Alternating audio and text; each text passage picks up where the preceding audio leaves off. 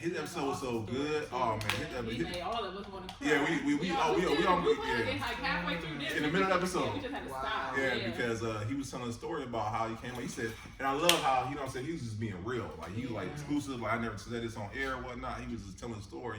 And like we always like, let's stop a minute of the episode. I think you watched the episode. We literally in the episode just have a group hug or whatnot. Wow. Because that was a powerful one. Yeah, that was real good. Because he was talking about the things he had went through, and like he didn't realize. I don't think he ever. He never spoke through that trauma. Spoke through that trauma. Like that's how deep it was, and that's what made that episode so good and so genuine. Because he was just like, talking. He was like, yeah, I'm gonna do that. We all just started to emote, and it was just we were there. I'm glad I didn't went down. My lashes be all over. No, listen, we was crying. I do that all the time, way too much. Yeah, no, his episode was really good. That means that y'all pulled it out. Yeah, listen. It was a credit to him. I think him just opening up to the process of being transparent. Yeah. For real. Yeah, just going through it together. And it was so healing, not just for him and us in the room, but because it's just Brandon's glasses. Post on. Everybody's watching saying, no, you're good. I love when he said this, I love how he opened up about it and how he still feels about it. Cause, with his story specifically, it was one of those situations, like a self-defense that ended in death. And he still was remorseful about it. Yeah. Like, it's we glorify so much. You got to shadow him the back of somebody the down, person. or I do this and do that. And to be honest, even if you are ready for it, even if you have done it, it weighs heavy. Yeah.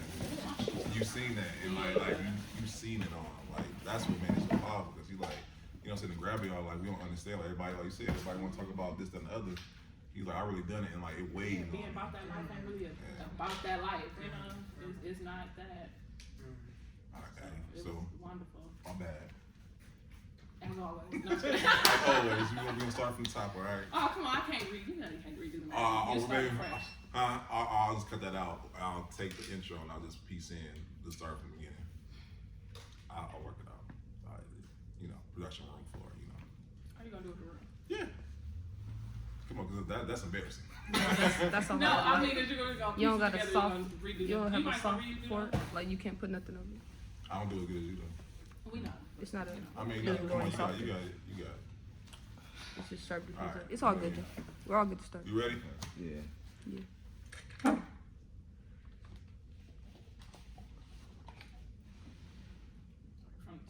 From the top, yep. You ready? Yep.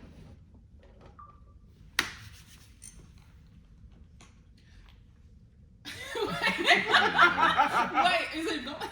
Yes, it's okay, going. Stop it. Last time she did 5 4, did she come in here? I did. Okay, my bad. Let's go. We'll just do it. Wait. You'll get the laughs out. I know it's been a while. You a little rusty. It's okay. I got you. You right? Okay. I'm gonna take that. Good. All right. Count us down. 3, 2, 1. What's up, everybody, and welcome to the Pull Up Experience Podcast Edition. Today we got somebody very special, well, 2 special somebodies, if I will say so. Of course, we got Brandon. We'll get him out the way early. We got Not Your Average Asian in the building. I'm back. But we have an amazing guest co-host today. We got Butta. If you guys have been following the Pull Up Experience for any time, you guys have seen her episode. You have seen where she's guest hosted before. Yes, You've even come to some events where she really spoke into us and our audience. So we got her one more time. I don't snag her. And directly to her right, we have the good brother, Basheer Jones. If you're from Cleveland, he really don't need no introduction. If you not though, which a lot of you guys aren't, and thank y'all for showing up. Absolutely. I want to introduce y'all to one of our city gems. I wouldn't even call him a hidden gem because he's everywhere, not only nationally but internationally. Not only is this man an author, he's a former councilman. He does so much in the community as far as being a change agent, helping to prepare for growth. He speaks for all of those who want a voice or want to be heard but don't necessarily want to use their voice. He is an amazing man of God and just speaks so much life into everybody, and actually not only speaks it but walks it daily. So without further ado, I would love to introduce you all to somebody we all know and love, our brother Basheer Jones. Thank you so much. That was so nice. Thank you so much. I'm so excited and honored to be here with you and to be here with all of you. And I'm just really proud of what y'all doing, man. You know what I mean? You truly making your own path and creating your own legacy. And you know, the Egyptians say something very powerful. They say that we suffer 2 deaths. One is the physical, and the second one is when the last person you impacted doesn't say your name anymore. Right? So we are constantly living on through our legacy and through our work, and that's what you all are doing. So I'm excited, man. I've done a lot of interviews, you know what I'm saying? And this one, man, I really want it to be something that I have never experienced before. So I really want to go really deep in conversation, as deep as you all are willing to go and swim with me. You know what I mean? I'm open to it, so I'm excited. Yes. So I know I want to give Basheer flowers now on camera or whatnot, and I just want to speak to my first moments when I seen Basheer way back. I think you had just graduated Morehouse, and you were speaking at Martin Luther King Jr.'s graduation ceremony, and I was saying back then, is it for the public speaking as a whole, and I was saying like he's gonna go places. And then I remember when Muhammad over at Foggy Burst, he had an event, and you put out online like, oh, I want a group of men to come meet me at Foggy Burst, and I don't know if you remember that. Yeah, I remember that. But at that time, I was at a very low place in my life, and I don't think you understand at that moment how being in that room with you and all these other black men and speaking like each other really at that moment really helped me in that time of my life. So I want to thank you for that. You know what I'm saying? I don't think you understand. I want to tell you on camera, man. I appreciate that. No, absolutely. You don't know. You know what I'm saying? And it's so crazy because full circle now he's sitting right here. You know what I'm saying? You gave me back. You don't know what I'm dealing with. For you to pour it back into me, it's reciprocal. Thank you for that. No, I appreciate that, brother. And I guess this is always my question I always want to ask you, as a person who speaks to other people, who motivates other people, what keeps you motivated? Man, my children. You know what I mean? My children. I got my boy over there. Oh yeah. You know, name. I said the best thing I could have given you was my name. That's my name means bringer of good news, and I just tried to always live up to that. So just my children inspire me, my family inspires me, and my community. You know, I really love my community. Yeah, we see it. Yeah, man. And if anybody, and I've been knowing Butter for a long time. You know what I mean? So she's been knowing me since I was a young guy, and my mother, who left this earth physically 13 years back, she was very serious about service, very serious. And she would take me places. I'm like, why are you taking me here? But we homeless, and you taking me to go feed other homeless people. Why are you doing this? You know what I mean? She was planting a seed in me that no matter how bad you think you got it, somebody got it worse than you. And that was the message that she planted into my soul. So, the community that I speak for is the community that I grew up in. And no matter how far I've gone in the world, as far as traveled or been or wherever, it's those people that I'll never forget their voices. And ultimately, those are the people who usually don't vote a lot. Those are the people who are experiencing serious poverty, who don't trust the government because in most cases they have been impacted by the government, while at the same time depending on the government. You know what I'm saying? But don't understand their power to move the government. You know? So these are the people that I speak for. So ultimately, even though I have transitioned into what you might consider black middle class, as far as education, as far as professional organizations, as far as resources, it's like it's like I don't really fit here neither. You know what I mean? And that's where I really want to take the conversation, man. It's like, many of us are traversing through this world, trying to grow, trying to take your life to the next level, but ultimately, sometimes, and this is why it's important for you to take that break, because sometimes you'll be so focused on giving, where people will take from you, and you will be like, damn, nobody's pouring into me. You know what I'm saying? But we have to get to the point where even when we're pouring into others, we are simultaneously pouring into ourselves. And we're not doing it for the claps and the awards You know what I'm saying? Or even the flowers. You know what I mean? We're doing it because that is what makes us feel most alive. And at that point, when you feeling drained, you gotta go. You understand? Because you can't feed nobody if you're hungry. So this is the battle that I've experienced for, you know, I'm 38 now, man. So I've been doing it since I was 12. I mean, legitimately since I was 12 years old in the city of Cleveland, I've been doing this work consistently. So when you talk about, you know what I'm saying, the Art McCoys, and you talk about the Silver Bees and the Stephanie Tubbs Jones and the Akrams, you know what I'm saying? You know what I mean? When you talk about these people, the Omar Ali Bays, the people, the Ahmed Evans, you know what I'm saying, the Harlell Jones. When you speak about these organizations, I'm a part of that tree. Yeah. You know, I'm a part of that tree. I come from that tree. You get what I mean? And that tree is about service no matter what. But you got to take the time for yourself too. You know, so. That's Right. Exactly. Because we were talking about on camera, we're talking about, you know, Marquis took a hiatus, you know, take a sabbatical. I didn't want a selfish sabbatical. I think a self-care sabbatical is necessary sometimes. Yes, absolutely. But I would be remiss if I didn't come. I'm almost low-key fangirling over here. I'm trying to keep my composure. But the way I was introduced to the idea of Basheer was freshman year. AUC, you know, run from Clark to Morehouse campus on Wednesday nights. I'm gonna say we had this club on, or not club, like a lounge type of cafe deal.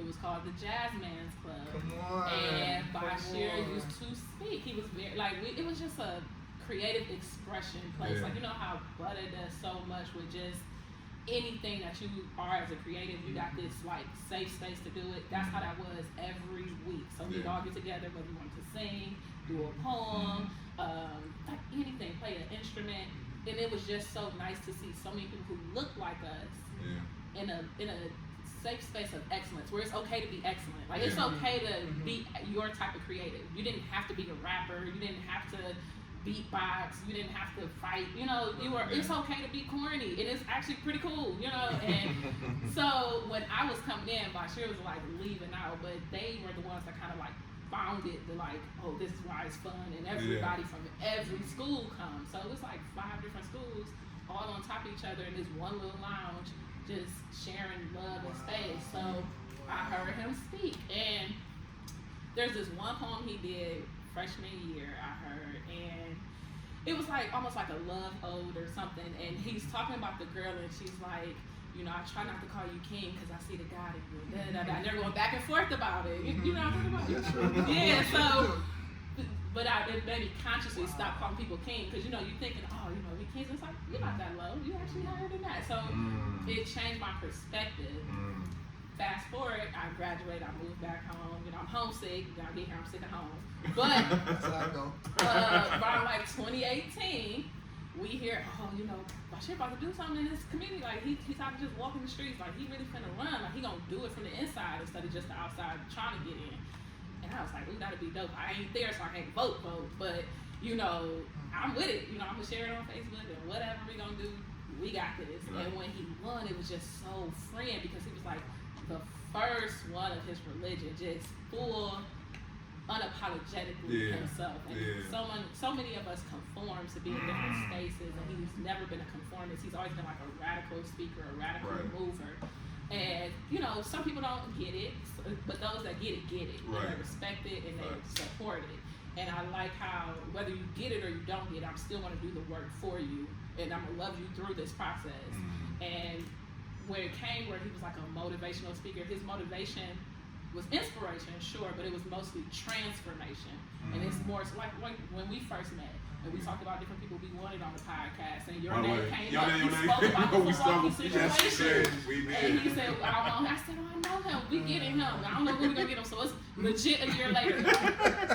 We did it. God is good though. Come on. God is good. But the same thing, like that's how transformative the energy has always been, and that's when it's like, okay, less inspiration, more transformation, and that's just always been the thing. So that is how I was introduced, and why I want to say thank you. But I love that. Oh wow, man! Yeah. Oh man! Oh man. That's what I remember. It was such a powerful statement. The whole thing was crazy because, like you said, he used to do the radio too, and you could like tune in online and like listen to the FCB stuff. Like you go back for real. But yeah, it was like always good. Yeah, like, man, on you a know, at consistent Jasmine's basis. Cafe. So if you hit to Janelle Monáe, if you hit to, you know what I'm saying, Jazz Specs, if you Bruno Mars, many of the there was a group called Jazz Specs on campus. So I graduated in 2006. So Jasmine's Cafe was just opening up on Morehouse campus. They had already been at Clark, but they was opening up something at Morehouse. So the brother who opened up, I went in there, I was like, listen, man, I want to start this poetry night. You know what I mean? It was Thursday nights. I said, I want to start this poetry night, and I'm telling you, it's going to be the best event on campus. I'm telling you right now. You're like, yeah, right. I'm like, all right, listen, I'm going to get a band. The band going to rock with me. I'm going to host it. It's going to be a beautiful space. Man, it was, no doubt about it, it was the biggest event on campus the entire 2006, but it continued like 5 to 7 years after that. It kept going. Yeah, man, and the fire marshal came every Thursday. It was so packed in there. I mean, and like she hit right in the head. I mean, the poet and a lot of people if you from Cleveland and you was at Jasmine, you were really proud because it was the biggest event. It was the biggest event. Janelle Monáe, myself, and others, we all went on tour together. We had something called the Dorm Lounge Room Tour. So we would basically take the Jasmine Cafe concept to different dormitories at Clark, at Georgia Tech, at Spelman, Morehouse, you know what I'm saying, and other and at Georgia State. And it was jam-packed, man. Anybody that you want to name, like the PJ Moore, anybody that you know that came from Atlanta, like in the South, who came out, who's really big right now, who was like, you know, young, like in my age group, they came through Jasmine. There was 2 locations. If you from Atlanta, you know what I'm talking about. There was 2 spots in Atlanta that you would go to if you want to enjoy poetry on a high level. Apache Cafe, right, which was downtown Atlanta, and Jasmine's Cafe, which was the spot that I hosted. And it was, but I never thought about what you just said. Like you just said something that I never thought about. Transformation. Like that was really powerful. I never viewed it in that way, but it was something within my heart that I was hoping happened. You know what I'm saying? Because coming from Cleveland, you know, and you know, I'm the type of voice in the city, especially in Cleveland is number 1, Atlanta number 2, but Cleveland is a place where a lot of the young people know me. I spoke at their schools. I was at their graduation. So for generations, I mean, I'm not just saying this. I mean, for at least 15 years, you know, no one spoke at more Cleveland graduations than I did. You know what I mean? Like I spoke to no one. There's no graduate except for the CEO himself. Nobody else spoke at more graduations. You had that title. Yeah. So as a result of that, I was also teaching my leadership classes, Be the Change. So I was really in the neighborhood. So a lot of the change that I'm hoping to see in Cleveland, it ain't gonna happen. It ain't gonna happen with me, but it's gonna happen with it's gonna happen with y'all. You know what I'm saying? B, how old are you, B? I'm 35. Right. So it's gonna happen with the 28 to 35. It's gonna be that group, and then that group under it is gonna be even more powerful. Because those are the people that we were speaking to. You know what I mean? And if you do any type of activism in this city, and you are, you know, 45 and younger, then with all due respect, you follow in the footsteps that we put in place. Because no one besides the Art McCoys, there was a gap in between from the Art McCoys to our generation. So I didn't have no 40, 45-year-old that I can say. The closest one was Khalid Samad, who was in his 60s. You know what I'm saying? So he was 30 years, and that's the issue in the city of Cleveland. The issue in the city of Cleveland when it comes to power and positioning is our lack of succession planning, right? So that group didn't pass the torch down to those who are like in their early 50s and late 40s. So then what happened was we didn't have nobody to look up to. I didn't have nobody who came back to my school and talked and spoke. I didn't know what an HBCU was. I didn't know what Alpha Phi Alpha fraternity was. I didn't know about these things. I didn't know about the black middle class life, right? Until the older heads came and got me, and they took me. You know what I'm saying? You know what I mean? People like your father exposed me to a world that I didn't know existed. You know, so then I came back with a mandate like, yo, I can't let them go through what I experienced. Right. So now I'm in the schools. Basheer, you know, you got a job opportunity in Atlanta. Now I gotta go back to Cleveland. Yeah. I gotta be, so being in Cleveland is like being in the Peace Corps. Mm. If you're familiar with the Peace Corps, it's like you are in a war-torn environment. You know what I'm saying? So you are constantly, it's a stressful place to live in. Yeah. It's a stressful place to live in environmentally Yeah. because of the lack of sun, which means the lack of vitamin D, which means has an impact on your mood, just environmentally. I think about Right? that. You think about the air smog, the air quality. Cleveland has one of the worst air qualities in the country. Right? You think about the lead that's in the houses, the lead that's in the ground. Yeah. Majority of our schools, the kids are on IEPs and are considered ADHD. Right? So now, if the schools are not producing scholars, what is the environment producing? Right? So for people who like don't get what I'm talking about, it's because they can't understand what I'm talking about. Right. They can't understand what it means to be black growing up in Cleveland. And with all due respect to where everybody from, I'm not talking about, it's different. Yeah. You understand what I'm saying? I'm not talking about Solon, even though you want to claim Cleveland. I'm not talking about, you know what I'm saying, Willoughby. I'm not talking about Euclid. I'm not talking about any of the growing up in Cleveland and East Cleveland is different. Yeah. It's a different battle. It's a different, I mean, and I'm talking about going to the schools, right? So if you went to Shaw, right, or you went to East Tech, or you went to Collinwood, Cleveland Heights had their own issues. Don't get me wrong, Yeah. but that black person battle is different in the suburbs. Yeah. It's this idea that being black is being violent. Yeah. So they embrace the worst of the black culture. And they end up being even worse than the people that they're trying to be like. Yeah. So now you got schools like Maple and schools like Euclid, for those who are not from Cleveland. But if you're from our area, you got like what was used to be called the suburban schools, right? They worse than the Cleveland schools now in regards to violence, in regards to gangs, in regards to these things. Because they're trying to portray the worst of the black culture. Where black people that come from down the way, we trying to get out. Yeah, right. The Heights want to be hood, the hood want to be Heights, and it's like, that's our situation. That's our situation, man. You hear me? So this is the battle that we were facing. So for those who can understand it, they can understand it. For those who don't, you're gonna perceive me to be very angry. You're gonna perceive me to be. But James Baldwin said that to be black and conscious in America is to be in constant rage. You're gonna be upset. You're gonna be angry about the condition. If you've ever sat in front of a mother who baby was shot, and I'm talking about baby is in 7, 8 years old, and if you ever witnessed a small casket, you can't help but to be angry. If you're looking in a city that's majority black here in the city of Cleveland, which is like every other city in the country, but the majority of the businesses owned in it don't look like the people that's there. But you can't go to Chinatown and that's the situation. Go nowhere. Go to New York and Chinatown. You ain't gonna find no soul food barbecue joint. Go into the Jewish community up in Solon or Beechwood and Cleveland Heights. I guarantee you're not gonna find. You're gonna find a lot of renters, but I guarantee you won't find a lot of black people that own.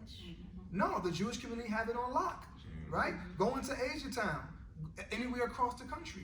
Go into Little Italy's, anywhere across the country. They own But coming to our community, and we don't control the economics nor the politics of it.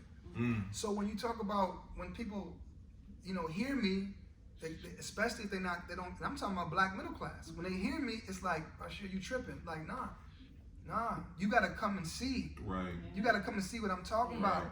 You know what I'm saying?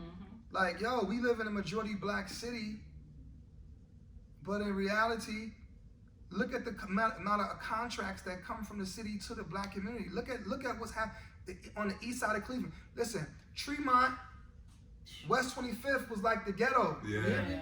It used to be like the ghetto. Yeah. And then there was specific investments in this area from the city, from businesses, so forth and so on. Go to West 25th now. You won't find a house for less than $400,000. Okay. So there was a government that zoomed in and said, we want this to change, and it changed. Now show me if you from Cleveland, travel on the west side of Cleveland, travel down Detroit and Lorraine, and I guarantee you it looked different from St. Clair and Superior. Totally different. It's a totally different place. You get what I mean? Why? Because the government focused and they said, we want this to change for other communities, but for our community, we want you to remain the same, aka redlining, aka banks not investing in their CRA dollars, community reinvestment act dollars into the black community, right? This stuff is like, so black people is not just like crabs in a bucket, right? Get that the hell out your, get that out your mind. It ain't crabs in a bucket. Because if you've ever been to a beach and you found crabs, Who put the crab in the bucket? here you go. When crabs are in front of an ocean of opportunities, they don't pull each other. Right. When resources are plentiful. But if you put them in a bucket, every creation of God is going to do what it do to survive. So the question is not why. The question is not why do crabs pull each other in the bucket. The question is who created the bucket. Who created the bucket? And once you recognize who created the bucket, then you're going to see. And it's not just like a color either. It's not like, oh, just some white people. Like, no, it's a lot of people. It's a spirit. It's a spirit thing. It's a lot of spirits in that dynamic that's keeping us from growing. But at the end of the day, every individual has to make a decision where you want to be, what you want to do, and you're gonna go through a storm. And don't focus on just being happy, because happy is like the weather. It changes, right? You're gonna go through different emotions. The quest is not to be happy. The quest is to have peace, and ask the Creator to have peace in whatever storm you're in, because you're gonna go through the storm, baby. Because guess what? There's certain lessons that you can't get unless you go through the storm. Experience is the greatest teacher. It's a harsh teacher, but it's the best teacher. Because there's certain things that only pain can teach you. There's certain things that only betrayal can teach you. Right? Your greatest enemies, they was your friends. And why? Because they knew all your weakest points. So they become your greatest enemy. There's certain lessons you can only get in pain. You feel me? So for us who have made this decision, we go through a lot of pain. No, listen, he speak tonight, man. He speak tonight. And I like something that Marquita said, and I wanted to ask you about, is like she said, throughout anything that you do, you are authentically yourself, regardless, and you're unapologetic about it. What would you say to someone who aspires to be, like you said, be the change agent in their community, or be, like you said, an activist? What advice would you give them to be able to stay authentic, to be positive yourself? Man, you gotta stay yourself, man. You're not gonna be happy being nobody else. And that's one thing I tried to do in my journey, is just be myself. I'm Muslim, you know what I'm saying? I'm unapologetic. I'm black, you know what I'm saying? I'm from Huff, you know. I talk about Huff in Egypt. I talk about growing up black when I was in London and Bradford and Dubai and Mecca and Medina and Australia. I talk about the black experience because everybody loved black people but us here. Everybody in the world loved black people in America. There is no American culture without black culture. I was in Sydney, Australia, big. I'm in Sydney, Australia. I'm walking through the mall or whatever. So this lady, she's like, "You from America, aren't you?" I said, "How you know that?" She's like, "You know, you black American, you got swag." And I was like, "Yeah, that's what oppression do." Slavery gave us rhythm. Yeah. It did. You had to dance to a different beat. If you was gonna survive, you had to dance to a different beat. You had to sing songs that meant one thing to somebody else, but meant something totally different to the people that you went to. We began double entendres. Wade in the water, God gonna trouble the water. We wasn't just talking about wading in the water. We talking about in the physical sense that if you want to get free, you got to get in the water so the dogs don't catch your scent. So you know when we say, "What's up, I'm trying to get that bread," we know we ain't talking about, you know what I'm saying, a loaf of bread. Why? We talking about something else. Because we had to learn how to say things in one way that can make it seem like this, but really this is what it means right here. We had to code. We had to make our language in codes, you know. So for me, man, I just try to be myself, and I tried my best to, depending on who I'm talking to give them different medicine. You know what I mean? Depending on who I'm speaking to, I give you a different medicine. If I'm talking to somebody, they might need bubblegum flavor. They can't take, you know what I'm saying? They can't take it straight up. They can't take it straight up. So my bubblegum flavor is rap. What up, man? Hip hop, spoken word. So before I speak, I do poetry. Now you open. Because rhythm does that for us as black people. It opens us up. So now you become open to whatever the message is. You know, then I can boom. I'm gonna give it to you all, right? And you're gonna appreciate it because you can feel it. Because it comes from the heart, so it reaches the heart. That's dope. You know what I mean? So for anybody that just like, "Man, Basheer, I just don't feel you." You gotta ask yourself, what do you feel? You know what I'm saying? What is it that makes you feel? Because if you don't feel the anger of a black man who has traveled this entire world, right? Antarctica, the only place I haven't been. I heard of some cool people there, but that's the only place I haven't been, right? I've seen different cultures. I've seen the impact that our people have had on the entire world. There's no people like us. Muhammad Ali was the most famous man in the world before Facebook and Instagram and Twitter and social media. Right. So we got something about us that's very divine. Mm. So people have to embrace that. And if you don't embrace that, then you're gonna constantly believe the tactics of white supremacy that makes you, and white supremacy is all of our enemies. I was talking to some of my Jewish friends and rabbis. We had dialogue about Kyrie Irving, and these are conversations that, just backroom dialogue because they see my stance on things. And I have really good friends in the Jewish community, really good friends in the Christian community. And really good friends who are Republican, and I know we're gonna get into some conversation.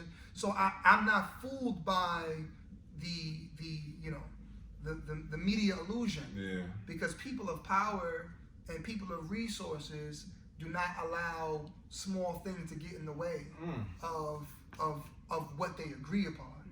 That's right? Only people who are controlled by the media make us focus on what we disagree on. So now the worst person to talk to is a person who won't change their mind and won't change the subject. That's the worst person to be around. Ain't no point in talking. Person that's arguing for argument's sake. I said, I'm not arguing with you. I have my master's in this, brother. Why would I argue with you about that? Why would I be arguing with you about Africa, man? And I've been there and you've only read about it.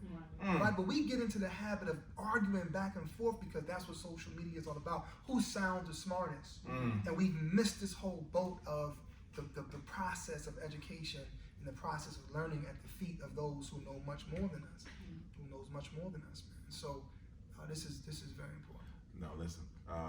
For Christmas, this is what I want. I want one of those bomb droppers because he just dropped a couple bombs on everybody. The fact that you think I'm giving you a gift is hilarious.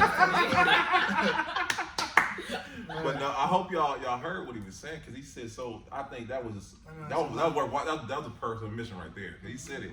I think like you hit it right on the note. I think a lot of people get caught up, like you said, social media, and like you said, I'll post something and I'll get like 12, negative comments. I'm thinking in my head, like, you touch your opinion, and like I get your stance, I get your opinion, but I'm not gonna argue with you. For sure. I mean, even my friends who are the Rebbe's, who from the Jewish community, who we sat and we talked. I made it clear. Listen, we may disagree, right? But we should always be able to be friends, right? And if we can't be friends, then we wasn't friends in the first place. If you expected me to agree with you all the time. And we had great dialogue, and we talked about Kyrie. We talked about Kanye is a whole different situation for real. But we talked about Kyrie, and we just talked about just this conflict between black people and Jewish people, which I believe, and as I talked to my Rebbe friend, I said, listen, I just came from Egypt. The children of Israel look like me. No doubt about it. No doubt about it. No, there's not even I was in Egypt. I was in Aswan. The Nubians there. They look. When they see y'all, they will say, "Welcome home." Right? I'm telling you what I know. So I'm talking. I said, listen, we're not talking theology. We just talking about historical facts. The children of Israel, right? Where'd they come from? Where were they? You would have to agree that they were not in Europe. Right. I mean, we would have to agree upon that. Right. Just geographically, we agree that they wasn't from France, nor were they from Germany, nor were they from Italy, right? So they were from Egypt, right? Even if you say you don't believe Egypt is Africa, which is a whole other different conversation, you would have to agree historically that they look more like me than they do for you. Right. They look like you. When you go home, they be like, yo, welcome home. I'm coming on right? Like I'm telling you, right? So what I'm saying is that we have to get out of this habit of not wanting to talk to people who we might not agree with. Right. You know what I mean? I talk to many of my Christian friends who are pastors, and you'll be surprised at the many of them who may not say nothing to you in the open. And who call me and we have conversation and they talk about it right in the church on Sunday. Now who would think that this Muslim inspired this pastor to speak right? And just like I've been inspired by pastors to speak certain things, and I've been inspired by street dudes, or I've been inspired by whoever, you know what I'm saying? Members of the LGBTQ community, members of whatever community that tends to be whatever. Like I've learned from everybody. Right. And we got to get out of the mind to think that this media illusion that if we don't agree, we can't learn from each other. Nah, that's not my mindset, man. That's foolish. That's a foolish mindset. And you better get out of that quickly, that you only spend time with people you agree with. Right. Because you can't ever learn like that. You can't grow that way. You can't ever stretch your mind. Somebody's lying. And somebody's lying. Everybody agreeing all the time. Right. Somebody's lying. So I'm waiting for y'all to get on me about something. So I'm I know it's coming. You touched on that. I want to talk about how a lot of people get stuck on the messenger and miss the message.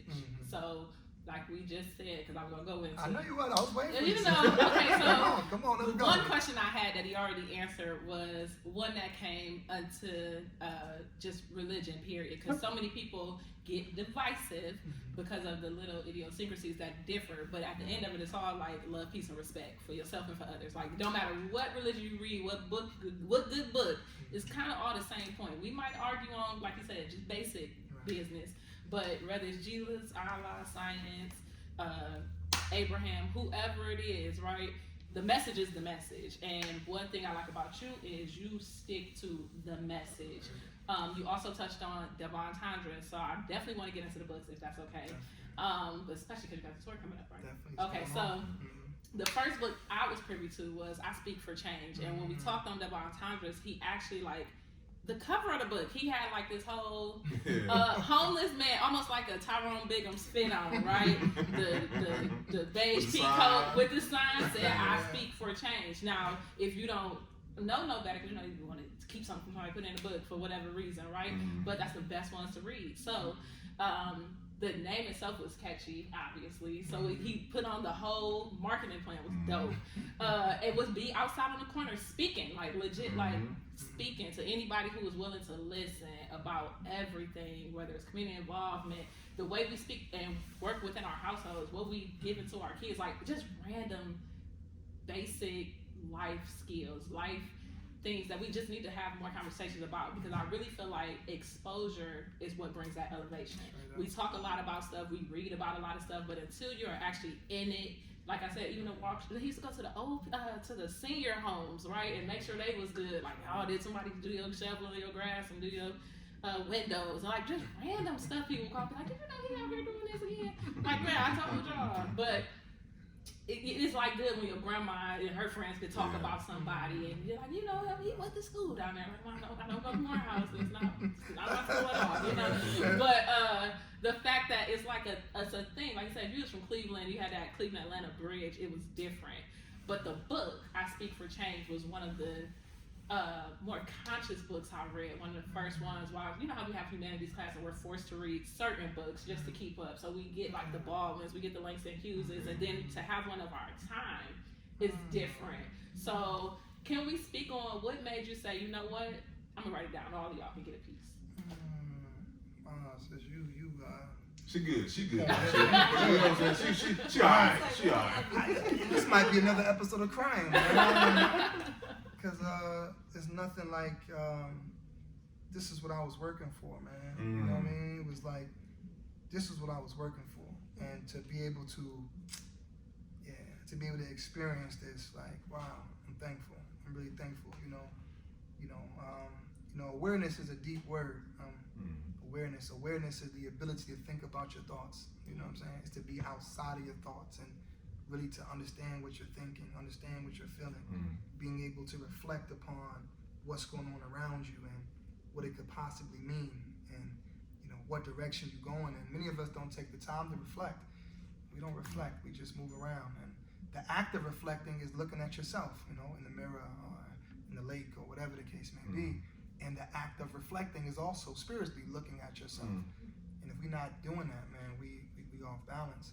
And as I was reflecting in my days at Morehouse, if you go to Atlanta, man, they got some of the most creative signs you can ever see. You got cats who are They wait at the ATM, Yeah. so you can't say you ain't got no money. They that bold, man. I'm like, man, listen, you know what? If you that smart, man, you about to go, you know.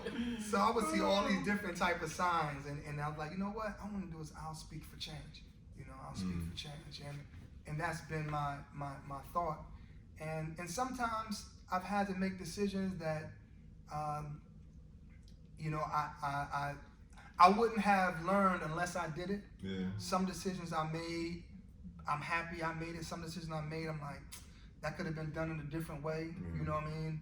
But I couldn't have come to this place of awareness without reflecting upon, you know, what came as a result. Not even backlash from whatever, but more so, how did it make me feel? Yeah. You know what I mean? That wasn't what I was trying to do. That wasn't what I was trying to accomplish.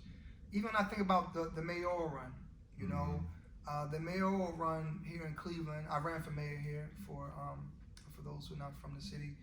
And I look back on it, and there's some things that I would have definitely done differently.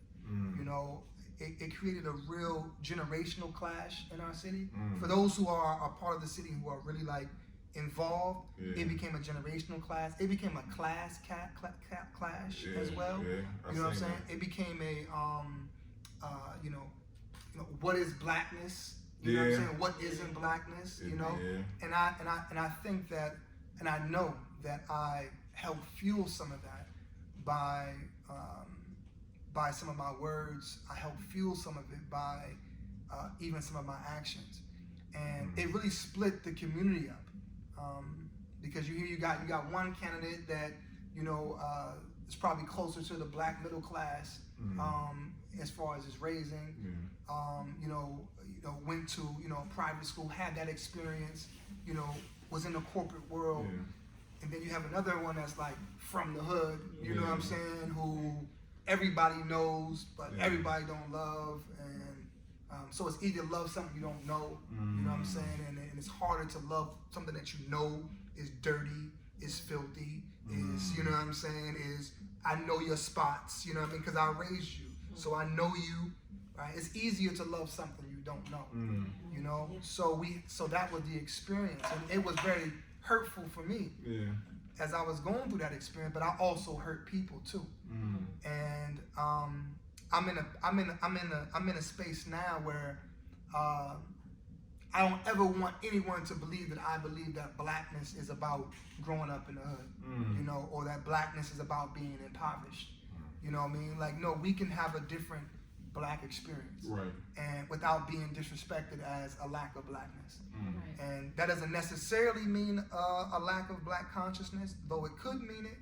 You know, I mean, it could mean it in both ways, because you can be from the hood and not be conscious, and you can be not from the hood and not be conscious of the black experience and your part that you play in the upliftment of it. So, you know, I really just want to say to the community out there that was harmed by anything that I said, or any of the words, or any of the you know, the wounds that I may have created.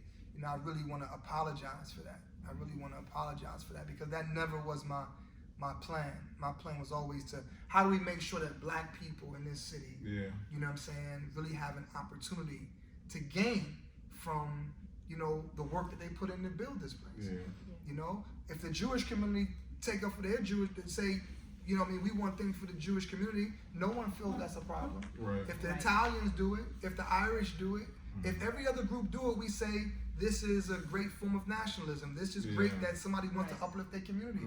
But when we do it, it's like, well, you know, don't talk about reparations, man. You know what I'm saying? Don't talk about these things, because, you know, no, it's for all people. No, I ain't talking about colored people and people of color. Because what black people have experienced is different with people of color. Everybody on the boat wasn't people of color. You know what I'm saying? In a sense of, you know, they'll throw Indian and, you know what I'm saying, and all these other different ethnicities as people of color. But there's issues that black people have that's our own, specifically, that we need specific, you know what I'm saying, specific medicine for. And not for, and not just clump us in with everybody else. I remember President Barack Obama, he said, I'm not though I'm black, I'm not the president for black people. Even though he did things specifically for other communities. He didn't do anything specifically for us. I'm sure we can we can debate that. But when you think about what did President Barack Obama do specifically for black people, more than just what he could have done specifically. You know, one blade of grass don't make the lawn look greener, man. You know, for real. I like how you said that. That's a lot, right? Yeah. That's a lot. Experience. What was the pivotal point in your life where you, like, I know you talked about, you know, growing up with your mom and how she, you know, and I know a lot of other people inspired you to be this great man that you are today. But what was that one pivotal point in your life where you said, I need to do something. I need to do something greater than what I've been doing. Like, what was that big turning point to say, I'm gonna go out here and just do it myself and not worry about anybody else. I'm gonna write my books. I'm gonna get on. I'm gonna hit the streets. You know, I'm gonna run. Right. I'm gonna be this powerful man and this powerful voice for everybody. I think that we constantly, and I'll shorten up my answers too. No, So, man, okay. listen, this I good. know I'm tripping. You know, I constantly go through these pivotal moments. I'm going through one right now, actually. You know, there's moments that I experience self-doubt. There's moments that I experience insecurity. And every level that we travel to, like you know what I'm saying? Like, the ceiling of this floor could potentially be the floor of the next floor. You know what I'm saying? So our highest level here is only the foot under the feet of whoever is above us, right? So you go from being a freshman to a senior back to a freshman. We're constantly going through these different phases and stages. So I think that I've always gotten to a space where there was such a storm that it forced me to check the contents of my heart. And I'm not perfect. I go through it. Yeah, man. You know what I mean? I got more issues than Jack. And I tell people, man, listen. You know, I used to have this fear of, you know, this idea of skeletons in the closet. You know what I'm saying? Because what we do behind closed doors, grandma say, always gonna come to the light. You know what I mean? So I always was like, man, but who I am in front of everybody may not be who I am when I'm just chilling by myself. You know what I'm saying? I may just be chilling by myself and maybe like, you may walk up to me and be like, damn, Basheer, why are you talking to yourself? I'm like, why you interrupt me? You might be thinking this boy is crazy, right? But these are the things that I engage in for my own self-healing. Maybe not what you engage in. I mean, we all engage in different things as we go through the human experience. We are spiritual beings having a human experience. You know what I mean? Yeah, man. So I used to be afraid of that. But I said, listen, man, you can go to whatever closet you want. Matter of fact, it ain't no damn closet. It's a factory. If you ever want to take a tour, you can take a tour. I love that. Right? If you allow your past or your human experience to dictate what you give to the world, people will always use that to silence you. Don't ever be silenced by your human experience. Because we all got a human experience. Don't let that silence you. You know what I'm saying? Let that be your inspiration. That's why my book is called A Journey to Leadership, From Pain to Inspiration, because you have to allow the pain to inspire you. Yo, man, my biggest opposition in Cleveland has been Clevelanders. It has been the very people that grew up with me. Like, you son of a gun, so you know me. Right. You knew how I was when I was a young boy. You knew my anger issue. You knew I played basketball. You knew me as a poet. You knew me, and you knew me as the charmer. Like, you knew me, cause y'all raised me. Right. So who's better to uplift this community than the one who knows it? Yeah. Who's better to do that? But we are. It's easier for us to support something that we don't know. It's easier for us to it's like social media. You got people, happy birthday, Jay-Z. Right. Oh my goodness. He told me happy birthday in 2 years, man. I grew up next to that, man. Man, I was living next to that, man. He know me, man. He never told me happy birthday. He told me happy birthday, Jay-Z. Posting this picture, Right. celebrating your baby. Yeah. Come on. You like, but yo, like, I had a where baby they shower. got you, your baby? Come on. I live right next door to you. That's how we are. Because we can easily, when we see something that we don't know, we can make an excuse for their greatness. Yeah. We can say, it's, you know what I'm saying? Like, he became great. I don't know how he did it, but he became, but when you living next door to a person who was your next door neighbor, and that person, you know what I'm saying, goes to a level that maybe you didn't go to, Yeah. it's hard to explain that to your kids. Like, Daddy, didn't you know him? Mm. Daddy, wasn't she living right next door to you? How she become this, that, and the third? And we over here, you know what I'm saying, dealing with this, that, and the third. We Yeah. still live in grandma's house, right? So it's hard to have to explain that. Right. So now I don't want to have to explain that. And so that's a struggle. But at the same time, as I take my own self into play, man, and look at myself first and foremost, there's a lot of mistakes that I made. Yeah. And in my as I'm striving to get to these next levels of just spiritual growth, along the way, there is trauma that's created.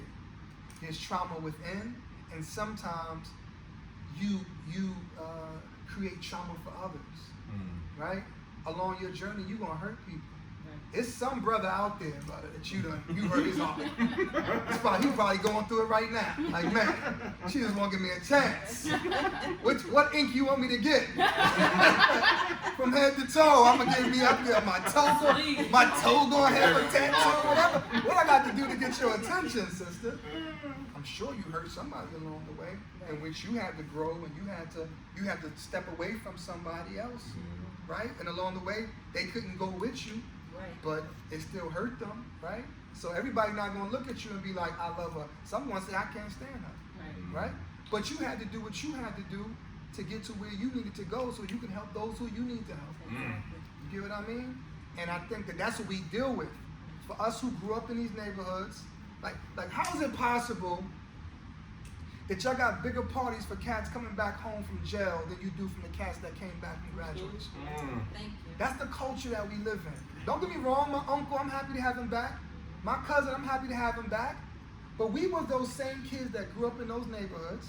We lived right next door. We was poor, just like he was poor, but he decided to sell drugs, right? So he was cool in school. He got all the girls liked him, you understand? He was always fresh. Here I am, I'm his next door neighbor. He's selling drugs to my auntie. He's selling drugs to my mama. He's selling drugs to my father. But me, I've decided to go to class, get good grades, work at KFC, you know what I'm saying? Be laughed at. Girls don't like me. You too soft. You this, you that, you this, you that. I traveled through all of that nonsense. His actions caused him to go to jail. My actions took me to get a different degree. I come back, and he comes back, and he's looked at and validated as a black person from the community, and I'm looked at as, oh, you just went to school. Yo, when I came back from Morehouse and I ran the first time, I was like, yeah, I just came back from school, you know. She said, like, this lady said, who told you to come back? That's what she said to me. She said, who told you to come back? That's wild. So I thought that graduating from Morehouse would be an inspiration to the community that I was coming to speak to, but for them, the majority couldn't relate to it. So for them, they can relate to Uncle Bobby coming back from jail. They can relate to that because as black men, our rites of passage is jail. You know what I'm saying? So they can relate to that. They can throw a party for that, but they can, you know, mama can't understand what it took to graduate from college when mama didn't even graduate from high school. Right? She hasn't been exposed to another world. Right? She hasn't transformed. She's still in the same place that you left her. I'm not all of our mothers, but you get what I'm saying? Right? So when you ain't never seen Africa, you can't understand how it's going to make you feel when you get there until you experience it, until you're exposed to it. Some of our people don't even want to go. I was on Africa when I was on Superior, going to the library, Superior Branch Library, reading about it. So I had already took my mind there. Some of us, we don't even take our mind there. So our body can't go. You know what I mean? So this is what this is what your battle is going to be. But what you have to know is this. In the Quran, it says something very beautiful. It says, قَدْ أَفْلَحَ الْمُؤْمِنُونَ. It says that the believers have succeeded. They're succeeding. What does this mean? It means that as long as your intentions is right in what you're doing and what you're doing with this, you're going to be successful. I don't care if nobody watching. When you look at Friedrich Nietzsche was a philosopher who, in his time, they thought he was crazy. He has this concept called amor fati, which basically means the lover of fate. That whatever my situation is, I'm good with it. He didn't become famous until he died. Now he's one of the most famous philosophers in the history of mankind, but everybody hated him when he was alive. What does this mean? That when God is using you, brother, sisters, it don't matter if nobody around you get it. It ain't for them to get it. You feel me? You have to be okay with being alone. You have to be okay with being in the opposition. You have to be okay with everybody talking down on you, saying you're wrong, you this, you that. You have to be okay with it. If you're not okay with it, then you're not prepared for this path. Because this path is a lonely path, brother. And the only one that you got is God. That's all you got. You ain't got nobody else. If you are about living out your purpose. If you're about living out your purpose, listen, man, people gonna hate you. Because you living out your purpose exposes the fact that I ain't living out mine. So now you a threat. Now you opposition. Now you my enemy. Because when you shine, it brings attention to my darkness. And if you bring attention to my darkness, where I'm benefiting from my darkness, and where our people are benefiting from the oppression of the people, so if you shed light to it, what happens when you sleep and you turn on the light? What happens to your eyes? Man, turn that light off, man. Right. You physically do that, right? So imagine spiritually. Imagine spiritually, man, when the eyes is closed, intentionally. Dr. King said ain't nothing more dangerous than the conscientious ignorance. Conscientious ignorance, which means that you don't know and you don't want to know. You don't care, you don't want to care. Ain't nothing more dangerous than that. Yeah. It's not that blissful to be honest. Nothing more dangerous than the hopeless people, man. You said so much, like. I know that was a lot. I love it. That was but good. You hit a certain point, 'cause, you know, with you guys always having a lot of entrepreneurs and businessmen and women on the show, we always talk about the lack of support. And I have this conversation with so many people, and I always say, because people would rather support what they don't know than what they don't know. That's why we would rather buy Gucci, we'd rather have all these name brands and give our money, but as soon as I walk up to you, oh, you got shirts? I don't know. Let me see. I don't have that much money. How much? Hey, $25. That's a lot. Let me go get this fake Gucci bag and pay $5. You know what I mean? It's like it's insane because we don't want to hand somebody something that looks too much like us. It's too close to what I don't have. So I don't want to give away what I have to you. Too close to you. You look too much like me. And it's insane, but like it's just so much. That's deep. That's another That's deep. That's deep. No, I love it. That's deep. I know like she said, like one of the main reasons when I met with Marquita, I literally said to her, listen, we know Cleveland has a stick, and we know hands down, we know the idea or the concept, or like you said, the spirit of people don't support no one in the city, you know, and we literally said, how do we change that dynamic? How do we change it? How do we give those the light, give them the light that they rightfully deserve? And like, we gotta do this podcast. And I will say that for the most part, but you know, so crazy, analytics was telling me a lot of our viewers are from outside Cleveland, though. I know. I mean, it's crazy, but we trying to change. We trying to, like you say, trying to expose. We're trying to expose something different. We're working with Cleveland Public Schools to start having inside the school to expose the kids to it, you know. But once again, I'm hoping, and I feel like it's a renaissance. Like there's more and more people trying to pursue their pursuits. And once again, the idea of supporting each other, especially in our own city, I hope it changes. It has to. It has no. Because we can go to Atlanta, like when you got to Atlanta, you've seen in Atlanta, you support each other in Atlanta, New York, same thing, California, same thing. Why can't it be here? Why And to piggyback off of that, and doing this, which I love about the pull up, everybody who is doing something in the community who we've had the pleasure and the privilege to speak to, they are supporters. Those who are moving and doing understand it's from the inside. From the outside looking in, it looks divisive or whatever. There's a lot of people who are not anywhere in the atmosphere giving a lot of commentary about what's going on the inside. But it's like, how you have away from the outside the club, you can't even get in type of deal. And it's like, because if you were in here doing what we're doing, having the conversations we're having, you'll see whatever you have fathomed is not nearly how it is. And again, that goes with the exposure and elevation conversation. You know what I'm saying? Like, you got to see it and be a part of it to know what the experience is really like. Because to think of it, you're only limited by what you've already known. And if you haven't known enough, there's no way you can have an educated or there's no way we can have a serious conversation, just to be honest. If I'm here and I've done it before, there's nothing somebody like me, I can't say, oh, I took this drawing course on YouTube and come in here and tell you I'm about to be a tattoo artist. Because you're going to say, no, ma'am, I haven't even seen you stencil on the orange. And even if you stenciled on the orange, it's still going to be the same as the skin, you know, because there's levels to doing what you're supposed to do. The one thing I love about you is you find the level. You have transformed your story to make it such a tale, almost like one of the, like you could read it in the book, obviously, right? You've been through so much, you've been through so many levels in life, and you found a way to not let your peaks stay peaks. It's almost like you find a peak, you make it a plateau, you go rise higher. Wherever you're going, you like, I'm gonna put my flag here and then up some more. So y'all see it's right here, keep going, it's another level, you know, almost like a video game. Yeah, you know, like, yeah, I conquered this, but it's so much more, so keep going.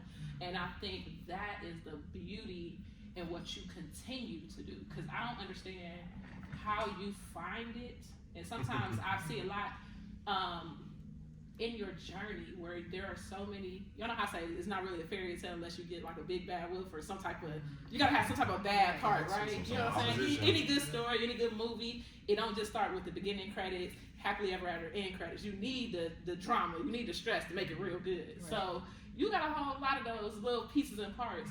And I love how you said, I'm open. Let's open the door, open the closet, open the factory, whatever.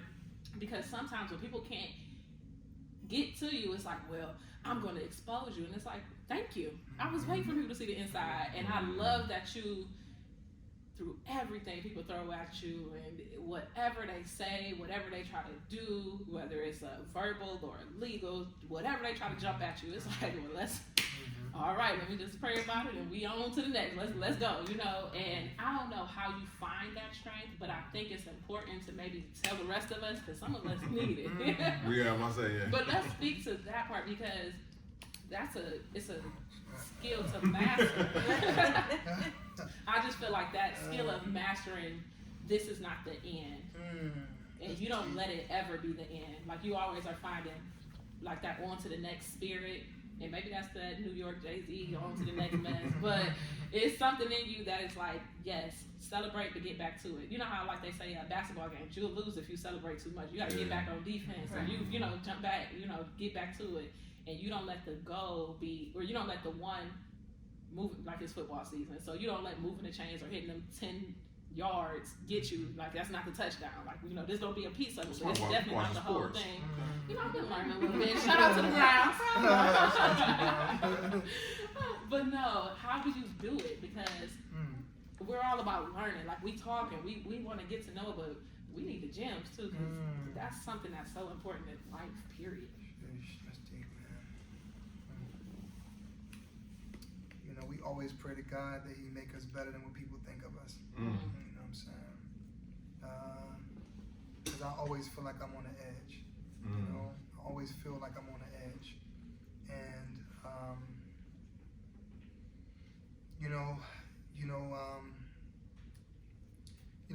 if you're a study of history, then you can't help but to, you know, understand the reality of how things go. And the path that I have chosen, there's certain things that come with that path. And it don't matter. That's what's going to happen in some shape or form. You know, one of my OGs, he was like, man, listen, man, things you do, man, you know what I'm saying? They put people's names on buildings for these things, man. What you think? You think you're gonna be, what you think? This ain't like you a manager at KFC, man. You trying to change the minds of people. You think that you're not gonna deal with what comes with that? There's things that come with that. There's beauty that comes with it, and it's a lot of pain that comes with it. Right? There's internal struggle. Every time I speak, before I speak, there's a prayer that I say. Every single time. Whether it's on camera, whether it's before I get up and speak. Why? Because, you know, in our tradition, being Muslims, there's something, it's not even just an Islamic tradition. And I wanna, it's a couple things that was said earlier that I wanna make sure that I touch on. When you study theology, I have a master's in theology. When you study Christianity, Islam, Judaism, even some of the Eastern religions, the very foundation is basic. It's very similar. Treat your neighbor like you want to be treated. Treat people like you want to be treated. It's the foundation of it all. And anybody that studied religion, you will know that a lot of the stories are similar. A lot of the lessons are similar. And I never talk about religion because it's something that can destroy relationships. I only talk about it if somebody talks to me about it. If you come to me, then you talk to me, and you open the door for me, and I'm gonna tell you what my beliefs are, and something that maybe you should think about and look at, or you can tell me, and we learn and we grow together. So and you talked about something earlier in regards to in the word it says a prophet is not loved in his own land. Right? So most people are followers. So as long as you lead the way, just lead the way. In Islam, it talks about Abraham and how God told him to go to the specific place and call the people, call them. Now, this specific place was a desert. So there was no one around. So here you go, whether you believe in it or not, there's wisdom in it. So imagine he goes to the desert, the middle of the desert, and God says, call the people. He's looking around like, ain't nobody here. It ain't for you to figure out who's gonna come. That ain't your business. I told you to do something, you do that. What is God telling you to do? Because whatever he put in you is very unique. God is having a conversation with 8 billion people and his whole creation simultaneously in a very unique way. He's talking to you right now. He's talking to me. Or she's talking to me. She's talking to you right now. Right? And he's talking to you in something that he's not saying to me. But I'm going to be impacted by it. Now, if you decide not to follow through on that voice, which is your gift, then it can become a curse for you. Because you're not a farmer if you just got a bag of seeds sitting over there. You're a farmer if you take those seeds and you put it into the ground. Because farmers respect farmers. See, the reason why you have these people that are coming to your show who are doing, workers understand workers. And we understand that when you first get started with your business, or whatever it is that you're doing, ain't nobody gonna support you. I was doing marches and nobody was following me. I was walking by myself down the street, literally, in the street, blocking traffic by myself. I mean, I always had my, you know what I'm saying? But I always had my soldiers with me, but it wasn't like no massive amount of people. But I knew if I say I'm coming, I'm coming. Don't nobody show up, I'm gonna be there. You can trust that. You hear me? You can trust that. Yes, this is very important. So along this journey, God gives us a purpose. And what makes you a farmer is putting the seeds into the ground, losing some seeds don't grow, some seeds do. And the feeling that you get as a farmer to finally see a crop reach its fullest potential. It's a certain feeling that comes with it. So we know for those who are in business or who have been doing anything consistently, we understand and know the struggle that comes with it. So the people that usually criticize you have no damn idea what it takes to do what you're doing. So that's why they can criticize. Many of the young activists who were in the city of Cleveland, who maybe looked at me from afar and said, Basheer is this or that or this, that, as they begin to travel, the overwhelming majority of them, unless they were in their ego, call me and say, Basheer, you was right. I apologize, man. Because now when you start getting into that light, and that light, man, burn them eyes sometimes. It exposes some things sometimes. You start to be very merciful to people and how you deal with them. See, it's easy to bull LeBron from the stands until that ball is in your hand with 3 seconds left.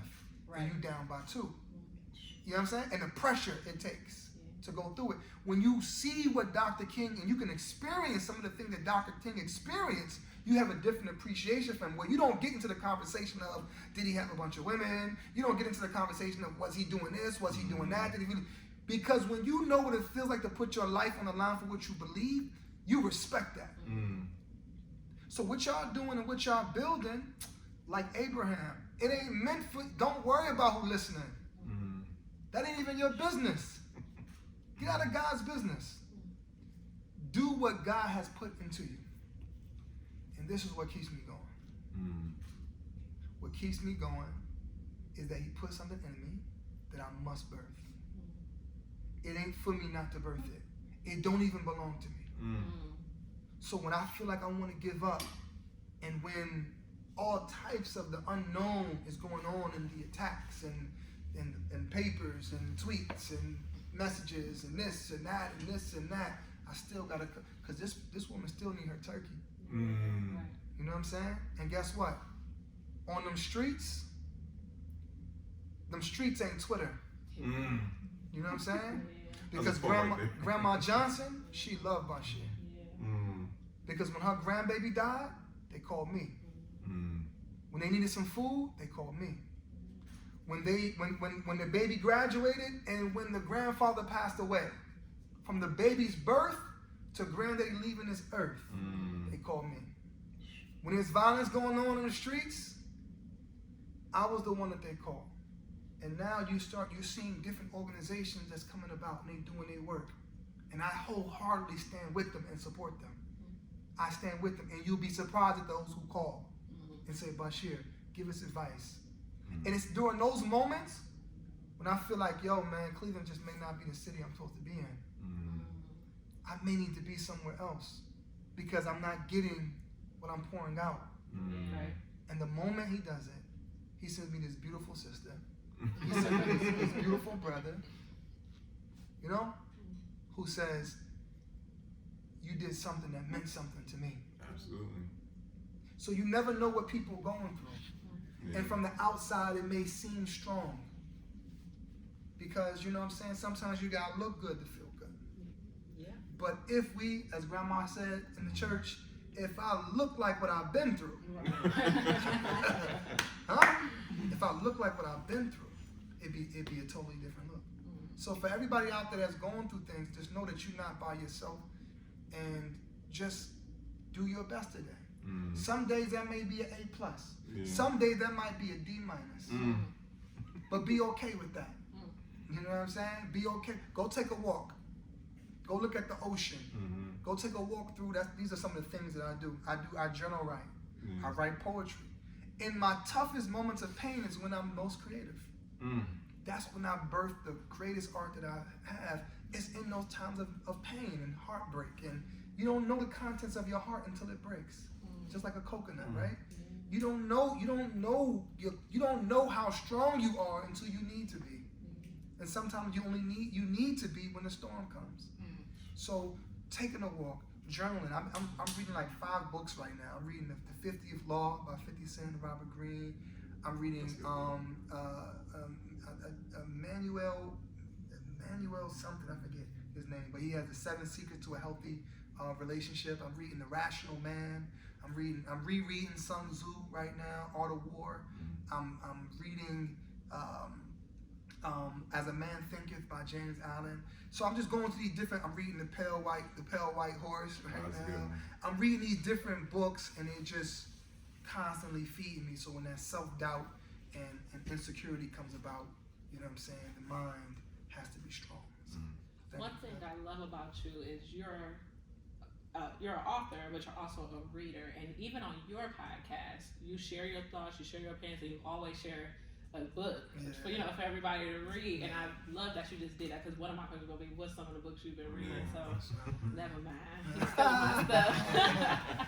But I do appreciate you, and I like that you started a podcast. Like, I love that you actually.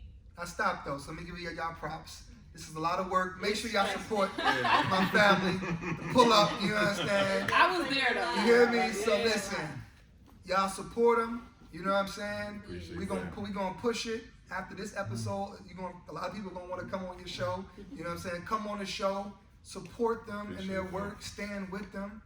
Don't just share it, but tune in and take the messages that you learned and spread it. You know what I'm saying? Support the businesses, because there's a lot of great businesses, a lot of great people doing work here in Cleveland. Sometimes you're just not going to, we get this everywhere. In major cities like Atlanta, Philadelphia, Brooklyn, you know what I'm saying, LA, whatever. When you go to these cities, the majority of people that you meet, just on a regular day-to-day basis, are not from that city. You know what I'm saying? So usually people will travel to these places with ideas of big dreams. Yeah. But in Cleveland, The majority of people that you're gonna meet from Cleveland, they from Cleveland.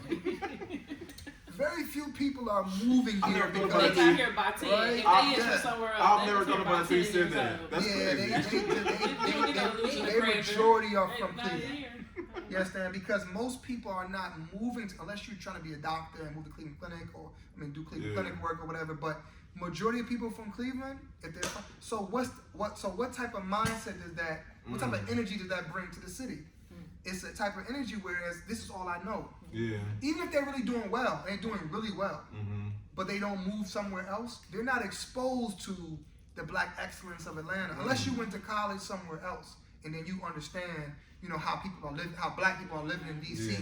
living in Atlanta, living in Philadelphia. I mean, major cities still going through their struggles, but you have a different international exposure. Yeah. But if you're from majority of people from Cleveland are from Cleveland, and as a result, that's their mindset. Gotta love it for real. You know what I'm saying? And it's a serious trauma in growing up here in Cleveland. You may not understand it until you leave. If you haven't left yet, then you don't know what I'm talking about. But the moment that you leave, you're going to see how aggressive you are. You're going to see how pessimistic you can be. That's crazy. You're going to see the flaws of growing up in Cleveland when you go to a place like Atlanta, when you go to a place of international city like you're going to also see how amazing you are too. Yeah. That's what it's You're like. gonna see it's That's gonna the go Cleveland swag that go lady from said in the city. either you're gonna be the worst person Different. or you're gonna be the best person. It's either That's one or the other. You're not when you go to places like Atlanta, Philly, or usually the people that are doing the best, who moving and shaking, they be from Cleveland. Straight up, they be from Cleveland. I'm glad you said that on the next question. I was gonna ask you, do you think the quality that you gained from being in the city has it made you, when you go to speak other places, has it hindered you or has it helped you? Man, help me. And you answered that question. Help me, man. Cleveland, man, to come through this space. this you don't know how stressed out you are until you leave it. I'm telling you. I didn't know how stressed out I was until I went to Africa. I didn't realize the burden of being black in America until I left. You got to leave this country, man. You got to leave this country and experience what it feels like to be black on a global level. Yeah. Because black people in America are the richest black people in the world. And culturally, we lead the world culturally, as far as our clothes, as far as our swag, as far as our music, all of that. So when you go to other places, you see how inspired people are of you. You'll see how people are like, wow, you from America? Well, where your mother from? Where your father from? Now, us being from here, we like America. Right? Because in other places, you're not necessarily black. You Senegalese, you Nigerian, you Ghanaian, you Somali. You know what I'm saying? You Haitian. You a specific nationality. But from here, hey man, my mama from here, my daddy, my grandmama. I don't know where I come from. You know what I'm saying? And then it said, man, aina anta, where are you from? You know what I'm saying? I said, Afriki wa Amriki. I'm African American. He says, well, where's your mother from? Aina Umuk. Min, New York. She's from New York. My father's from New York. You know what I'm saying? They fathers and them, they from Georgia. We don't know where we come from. So because of that, we think that this is it. But when you travel the world, man, you start to see how black people are loved around the world. And when you leave Cleveland, you start to see the greatness of what it feels like to come from Cleveland. And ultimately, the only time you're going to truly experience that love is when you leave. You ain't going to get it from here. Unfortunately, it's tough love, man. It's tough love, man. They don't mean no harm, man. They just traumatized. But I love how you said it, because I never thought about it till you said it, because you're right. Because you go around Cleveland like 20, 30, 40, grandmother, grandfather, everybody come here, and we don't migrate for some reason. I don't know why. If they do, they stay gone, and it's like, you gotta bring it back to tell. Sometimes you gotta get the good words, or you just bring spread it back. Yeah, so then I can be inspired to be like, oh, I'm going. I just want to see for myself. Even if I do come back, I want to experience it, because, like you said, you get celebrated more than tolerated at home. And there's so much inner division. Whether it's classism, colorism sometimes, you know what I mean? And there's so many other battles that we are fighting. Not to say that other places aren't fighting these same battles, but they do it a little different. And you, like you said, you almost seem like, am I attitudinal? Is because this is normal at home. This is how we talk. Yeah, This is how we act. You know what I mean? And then other people is conflict resolution, different things that they say, the way they edify one another. It's almost to the point where it's like, yeah, this, like I said, the corn, like where I'm from, if you was artistic and creative during the time frame that I was in Cleveland, we all basically the same time. Yeah, so y'all know how it is.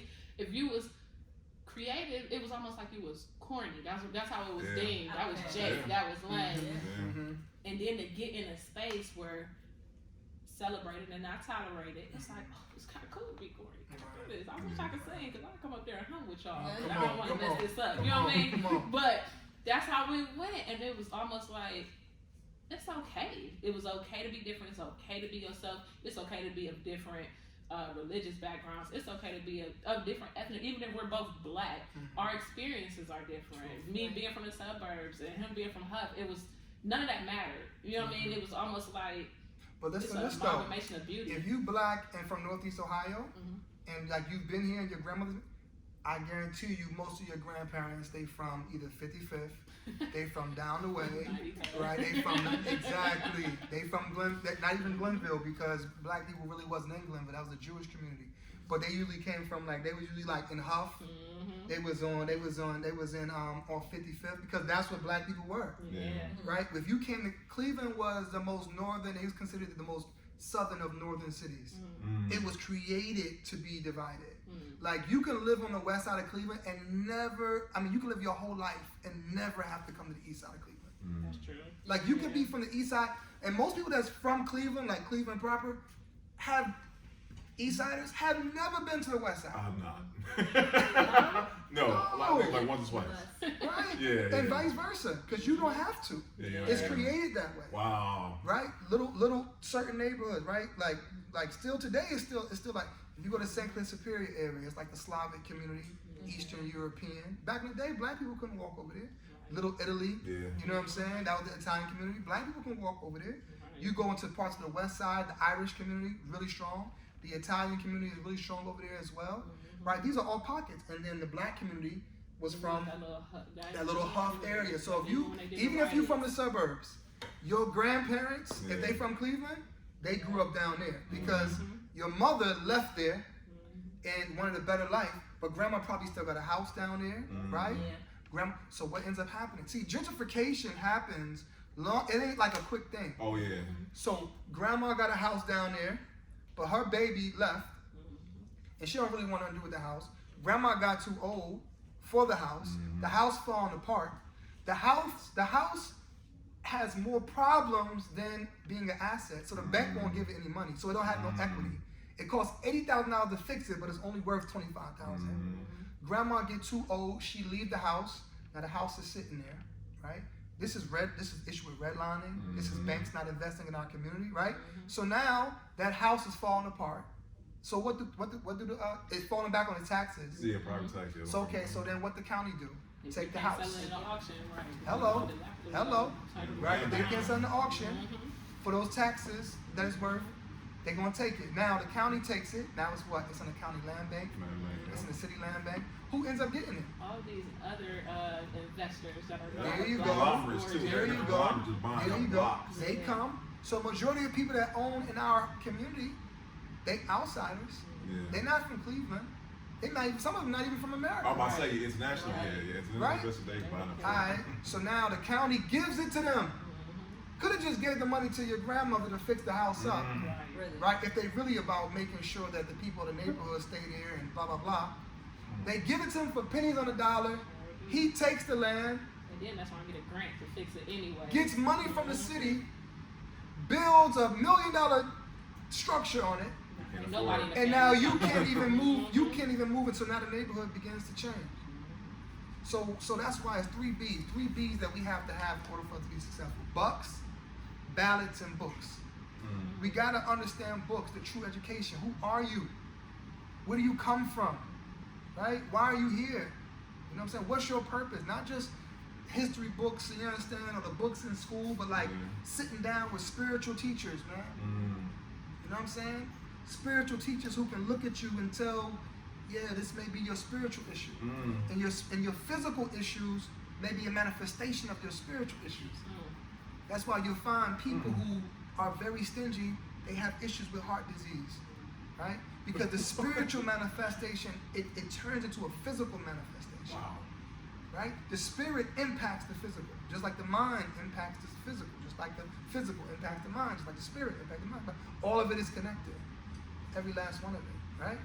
So you got to be able to go to Africa, man, in places like Ghana and Senegal, and they look at you and tell you, this is the tribe that you come from, right? They can look at you and just say, man, you was born at this time, so these are some of the characteristics that you're going to have. See, the culture was snatched from us. The culture of, it means something on what day you was born, and where the sun was at, and where the moon was at, and how the ocean moved, and those characteristics. So some people laugh at like arranged marriages or whatever like that, but during a time, man, and still in parts of Africa, India, and so forth, mama always know what's good for you. That she ain't gonna work for you, bro. She does this, she does that, you know what I'm saying? She don't like this. Mama, no, let me talk to her first before you fall in love, right? The culture of how to raise families, the culture of, you know what I'm saying, raising our children, being able to see somebody and be like, you know what? I hear you doing all that screaming. I ain't gonna tell you to be quiet. I mean, you might be a good singer. Let me cultivate that which is within you instead of silence it. I know you drawing on that wall, but maybe you a real live artist. Let me cultivate that which is within you. We've lost that culture. We have now embraced a culture of independence and singular and not communal, and every man for themselves. And as a result of it, we've lost the village. We've lost the village, man. So it takes each and every one of us to work on the galaxy within. To focus on the galaxy within. That's the only way you're gonna get through these storms, man. The only way you're gonna get through these storms. You listening? Oh, listen. They coming. And he got tears, y'all. And they coming. There's no doubt about it. Like I tell people in Cleveland, y'all gonna complain about the weather every year? You know it's gonna be cold. We complain every year about it. And this year, and I'm with y'all, but to this year I said to myself, I'm gonna embrace the cold. Embrace the cold, right? This person over here, it's raining outside. Man, just get an umbrella, man. It's cold outside. Man, get you some long johns, man. Get you know what I'm saying? Bundle up. Bundle up, right? Because you ain't gonna stop the storm. Right. Oof. The storm is coming, brother. In your life, you're gonna lose your loved ones. You're gonna there's gonna be people that's gonna betray you. There's gonna be things that you go through that you would never. If you would have asked me how I would feel if my mother died before she died, I said I would have jumped off a bridge. You hear me? That's how close me and my mother was. My mother was my best friend. I haven't met a lot of people that love their mothers like I love mine. My mother was my best friend. If you would have asked, I say, no doubt about it, I would kill myself. Because I could not imagine life without my mother. If I can experience that and go through the loss of my best friend, it's not like losing hair and come back. This is losing a piece of your heart.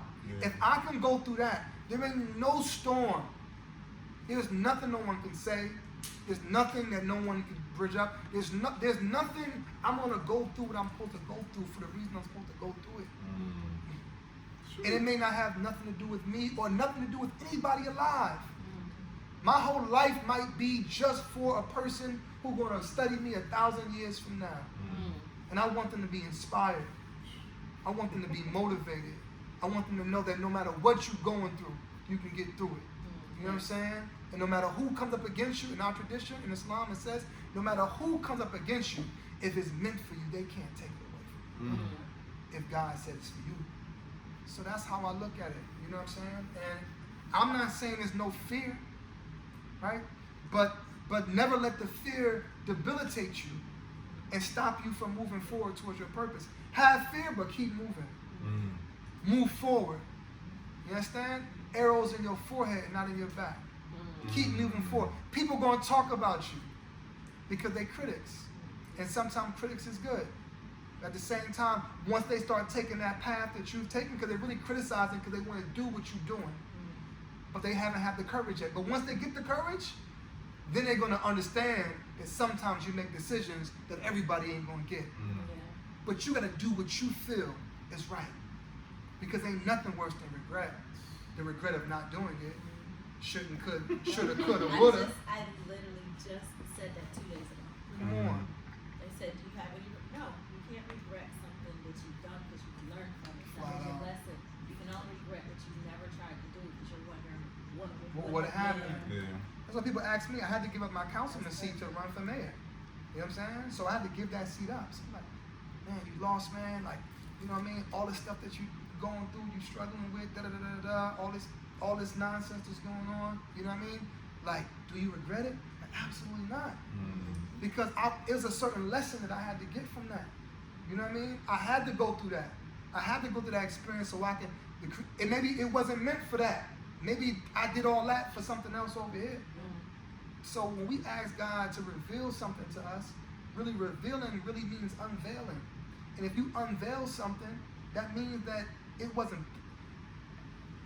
When something is unveiled to you, it means it was already there. If I unveil this, I didn't just put it there, it was there. So when something's being revealed to you or unveiled for you, it means it already exists within you.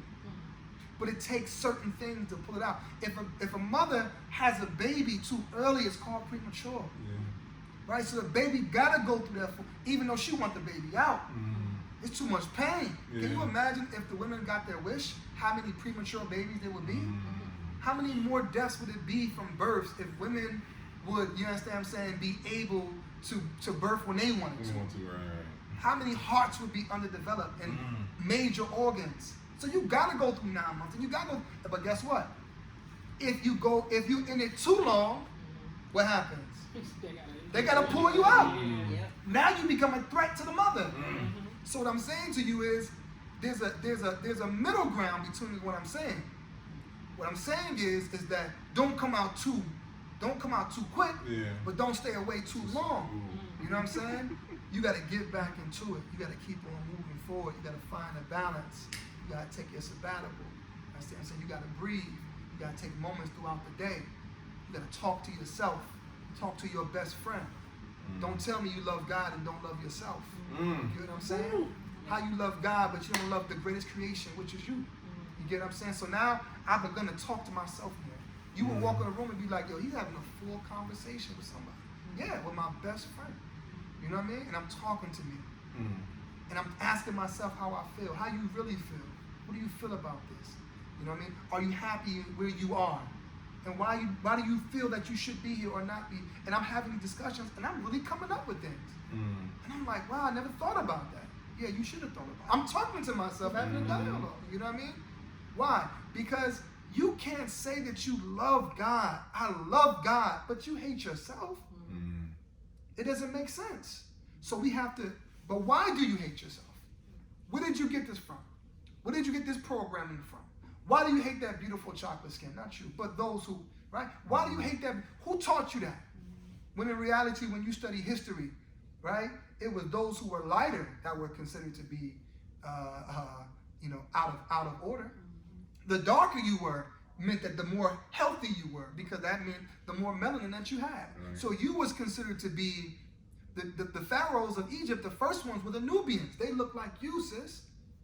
You go to the temples, right? You go to the temples. You go to the temples, you're gonna see you. I'm telling you. Yeah, that's true. You're gonna see yourself. You're not gonna see, you know what I'm saying, the story of the pharaoh and from Europe. Elizabeth Taylor. Elizabeth Taylor. Nah, she's not there. I'm talking about this temple been here for over 5,000 years. And the first pyramids came from out of Sudan in Nubia. Those were the first pharaohs. You know what I mean? So who programmed us to make us hate ourselves? They're the same people and same group that benefit from the oppression. So when you understand that, then you understand that you're going to go through struggles, you're going to go through battles, and that the Most High is always with you. And that whatever you're dealing with, whatever you're going through, is not happening to you, it's happening for you. And you have to try to your best to remember that. Yes. No, listen, I'm gonna just, y'all know I usually drop bomb, I hit the little bomb dropper. I can't even hit it no more. Yeah, I can't. Yeah, y'all have to play it back a couple times. I don't think you understand how you're speaking to each of us tonight, Basheer. And I can't even tell you, like, we all been through something and come to a holiday, and we all have individual stories. And it's just amazing how you are literally speaking to all of us tonight, bro. So we appreciate you for that. Appreciate you. And one of the things that you touched on, I think I wanted to talk about, because you have been a poet, you have been a musician, you have been an artist, you have been in politics. And then I love how you say you did all these things you don't ever look back and regret. So my question to you is, talk about the past, talk about the present, talk about the future, man. You know what I'm saying? And I know that you're still in the process of that, but what do you want the future to look like, or what does the future look like for you? That's beautiful, man. That's beautiful. And everything that you said was a different medicine. You know, the poetry was one medicine for some. Politics was another medicine. You know, speaking was another medicine. The book is one. I'm trying to give you the same message, but in different ways. And the toughest one for me was being in politics. That was the toughest one. It was the one that tried its best to stifle my creativity. You know what I'm saying? It's very hard to be creative, because to be successful in that, you have to remain in a box. Those who get out of the box will not be successful. You will get spanked in the way that they know how to spank. You get what I'm saying? So it's hard to have the Dr. King mindset, but be in a political position where you have to sacrifice certain things in order. Politics is the art of compromise. You know what I'm saying? So I have to be able to say, you know what? In order for me to get what I need to get, I'm gonna have to get you what you need to get. You know what I'm saying? Wow. Because if I don't get your support on what I'm trying to get. So I have to. So guess what? I better learn how to deal with Republicans. I better learn how to deal with, hardcore Christians that can't stand Muslims. I didn't realize the impact of being Muslim until I ran for mayor, because I didn't deal with that issue from my community. Right. You know what I'm saying? Like black people who are impoverished have a different relationship with Muslims than black middle class or white people, or so on and so on. Why? Because many black people who from the hood, their cousins is Muslim, their family is Muslim. Facts. You know what I'm saying? Like, you got a Muslim in your family, and they didn't just come from jail. Right. You know what I mean? Nah, like you respected Malcolm, you respected Muhammad Ali, Sister Claire Muhammad. So on the media, when they talk about Muslims, you always just see the Arabs, or you see Indians or Pakistanis, but how you don't talk about Muhammad Ali? Right. How you don't talk about the Muslims in Black America? How you don't talk about the Nation of Islam? Right. I tell Muslim women all the time, you're safer in the hoods of America than you'll ever be in rural America. Right? You don't see violence against Muslims in the black community. That's facts. You see violence in the white community, them going up in the mosque and shooting. Let somebody come to the mosque in the black community and see what happens. Right. Yeah. You know what I'm saying? You're gonna see everybody, listen, man. That's one of the things as being a young boy, being Muslim, you know what I'm saying? Everybody around me, they was from the streets. Yeah. You know what I mean? So people know how Muslims are, and they don't mess with our women. They don't do these type of things, but you see them messing with other groups or whatever the case may be. So, I bring it up to say that I didn't understand the impact of it until I ran for mayor. When I had to go to Cam's Corner, when I had to go to West 25th, when I had to go to here, and they like, nah, we know you. We know you already. You know what I'm saying? Because I've been a voice for black people. So the video that came out, I was at First Cleveland Mosque giving a speech. And the video, now I was winning the mayoral race. In the beginning, there was two people on the top. It was Dennis Kucinich and me. All right? Then this video comes out. Basheer hates women. If you paid attention to the time, there's a video where I said, women are not our leaders. Men are the leaders of the household, right?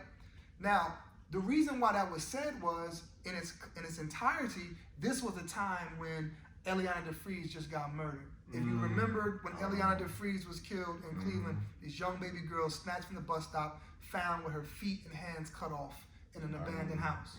So there was a lot of violence going on against women. This was around the time when Anthony Sowell situated. And I was just frustrated, in my opinion, at the lack of men and the lack of courage of how these people can be destroying our women and we not. So there was a certain wording that I was using that the people who I was talking to, they would understand, which were black people who come from where I come from, who would understand me saying, hey, listen, Men, you need to step up. Yeah. They understand that. Right. Whereas this idea of this idea of feminism, that of this new stuff, man, it's like this idea of like a man being anything like a man is considered to be toxic. Right.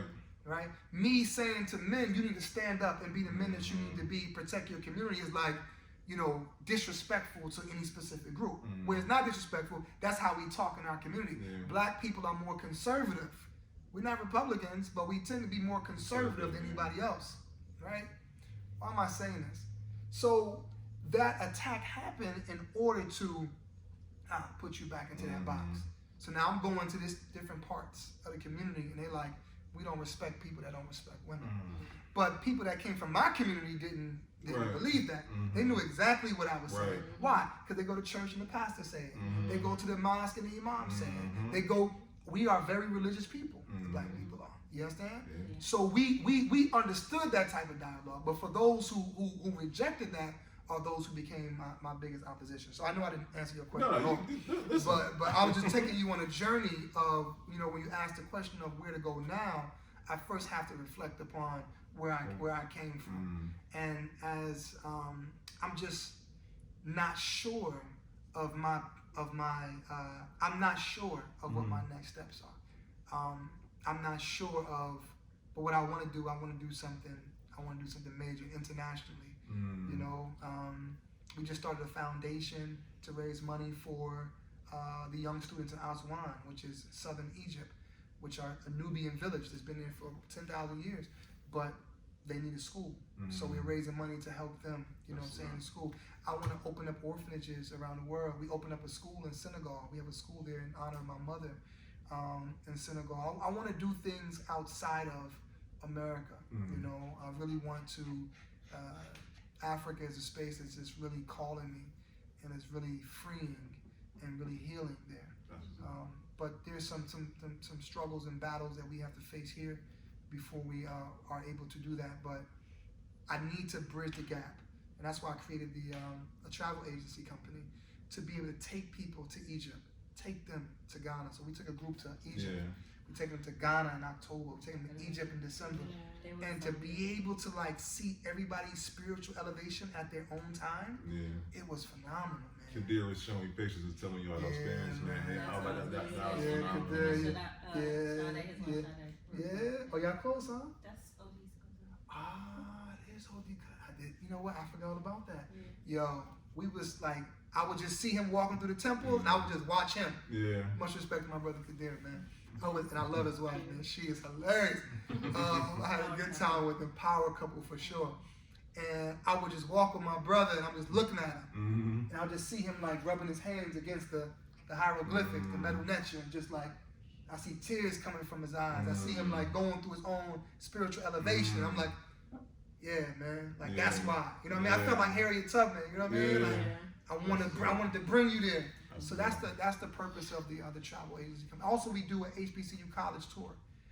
So we're taking a bus this February up to Howard to other HBCUs. So this is my future for right now, man. Push these books and just try to be a light in the world. And I think the reason why, to answer your question from back of like what keeps me going, because I know I'm gonna die soon physically. I know that I'm not gonna be here. I know I'm not going to be here physically for a long time. It's just not meant for, even if I lived here for 100 years, right? You know, it'll still be just a blip in human history. But I still want to leave the type of legacy where people will benefit from my work, you know, 1 million years from now. God that was willing. the next question Brandon's going to ask you. He doing it right there on Good. What's next and what's your legacy going to be? Yeah. Blessings. So he stole that one from you. No, listen. I think we can partly speak on that. You know what I'm saying? Because I honestly believe your impact on the community of Cleveland as a whole is going to be lasting. They're going to be speaking upon generations, man. So you can't deny it. The city can't deny it. You know, regardless of whatever the fence they may be, your impact will be here for generations to come, my friend. So let's not discredit that. My next question to you is that we spoke about a lot tonight. I'm not gonna lie to you. And I promise you, if I'm gonna be watching this again, y'all tripping if y'all not yourselves. But what are 3 points you want someone who's watching this? Because like I said, we trying to have it for schools. If someone from the high school said, I want to be not be like Basheer, but I want to have impact like him. What are 3 things you want them to take away from the interview tonight? Yeah, please. If they're not better than either 2 things, I didn't do my work, or you wasn't listening. You know what I'm saying? So I'm gonna do my work. You know what I mean? And if you're not better than me, if you don't do more, you know what I'm saying, then we didn't do our job. You know, I think the first thing is self-love.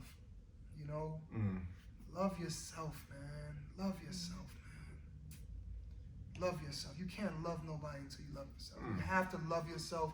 You have to be merciful to yourself. Some of us, you know, I know for me, I'm very unmerciful to those who have harmed me. I'm very unmerciful. My acknowledgments of my book, I say this book is in dedication to my father, who, if I'm going to be angry with you for the pain that you caused me in your absence, then I also have to thank you for what it inspired me to do. You know what I mean? That is like true growth right there, man. Straight up, man. Because I hated my father. You know what I mean? Only to find out that in hating him, I was hating a part of myself. You know what I'm saying?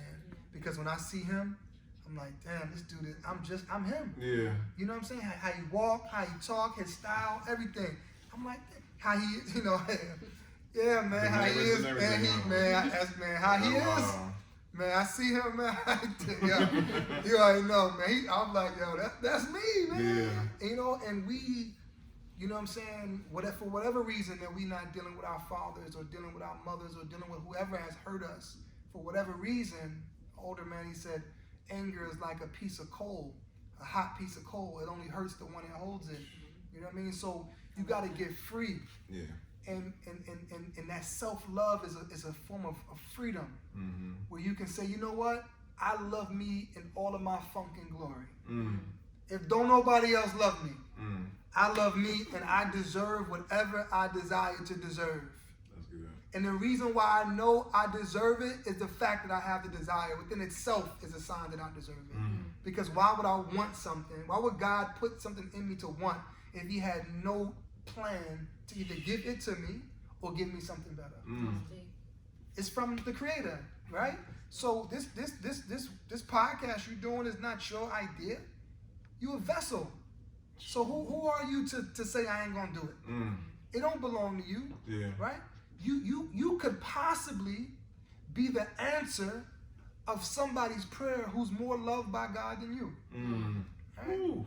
There's somebody out there right now who could be watching this, John, who like, yo, man, I was just talking about that, and I heard you talking about that. I heard them talking about that, and now I'm able to get through another day.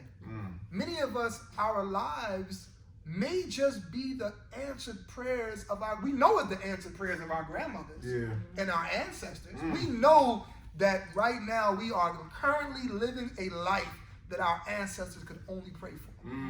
So we're clear.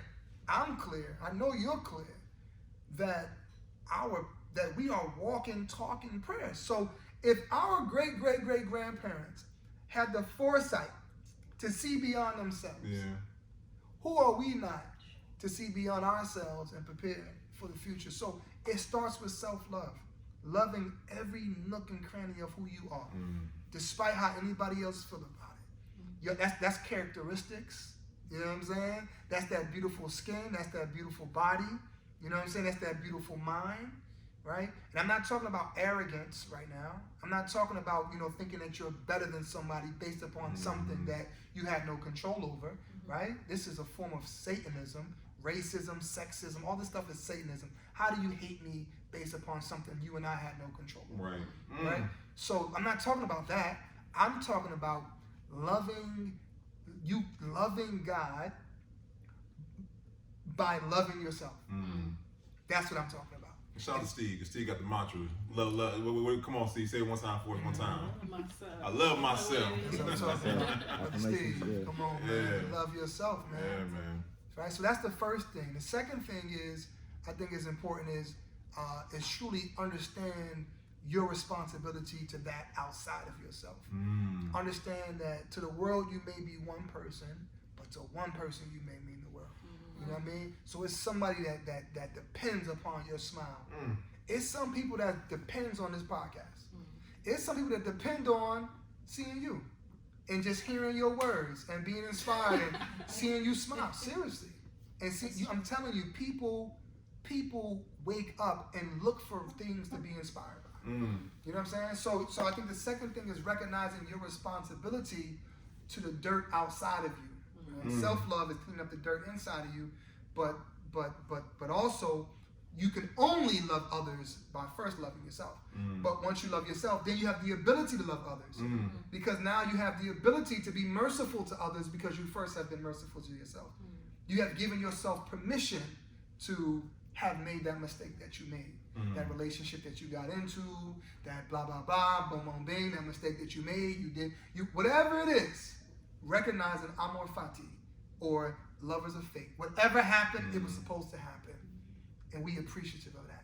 So the second thing is recognizing your responsibility to those that are around you. And I think the third is recognizing your responsibility for those who have yet to come. Right? So the seeds that you plant for those who are coming after you. And you and I don't have to be millionaires. We don't have to have big platforms. You don't have to be none of that. Yeah. You know what I'm saying? To pick up the trash in front of your house. To teach your little brother how to read. Yeah. To spend time with your son. Yeah. Even though he may not even understand it. Yeah. You're going to still be in the vicinity of it because one day it's going to make sense to you. It may not make sense right now. Correct. My mother would take me places. I'm like, yo, now it makes perfect sense what she was doing. Yeah. Right. So sometimes based upon where we are in our life, it's hard to understand the perspective of the addict when you're in the basement. Even though you're in the same building, it's hard to understand that perspective. So what we have to do is we have to be merciful to those who may still be in the basement or those who may be in the attic. Be merciful that everyone is going through their own experiences and have their own understandings. And sometimes if you just give them some time, they will come to a better understanding. Because as Grandma said, a hard head make a soft ass. So sometimes they got to go through some things. So but we have to hope to be the type of people that we don't that God don't have to take us through something for us to realize something else. We want to be the type of people that are aware that it don't have to happen to us for it to be important to us. Yeah. Right. You see, some people, they didn't become active until a family member was killed. Or they didn't become active until something hit home to them. But then there's some of us who didn't take our sons and daughters and uncles to be killed for us to care about our neighbors. And no matter how your journey lands, it's okay.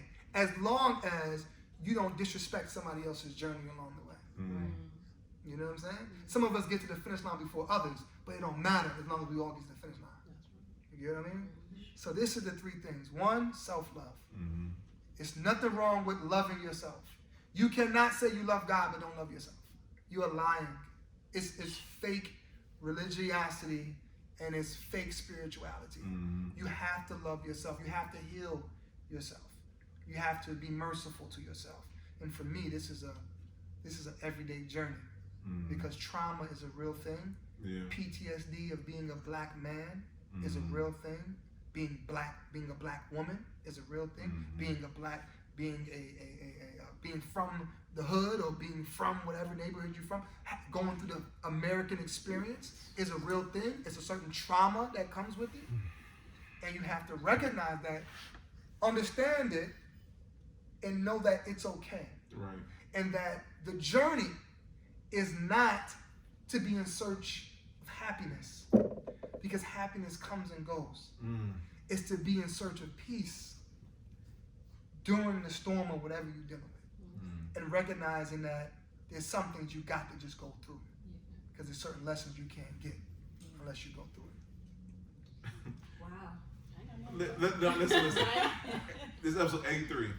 83 episodes we have done this far. 24 or something. Listen, and I've got to say, I like to think, and there's no slight on anyone who's been on, because we have some phenomenal entrepreneurs on the show, phenomenal people. butter included. But I've got to say, this episode was powerful for a lot of many reasons. One, because once again, we all have, and we just talk personally. Everyone on the team, we all like, man, it's been a terrible time right now for us all. And we all was like, you know what I'm saying, we power through and whatnot. And I think, and I know, not anything, I know that God had you here at this moment, for the interview right here, to first to hear these things you tell us right now, because we needed that, man. So I want to thank you first for that. Thank you. You know what I'm saying? And then just the gems you've been dropping, bro. Like, this is a gem-filled episode because we speak on everything from just self-love to love your community and just the experience as a whole. And you being raw and authentic yourself, once again, we can't thank you enough, man.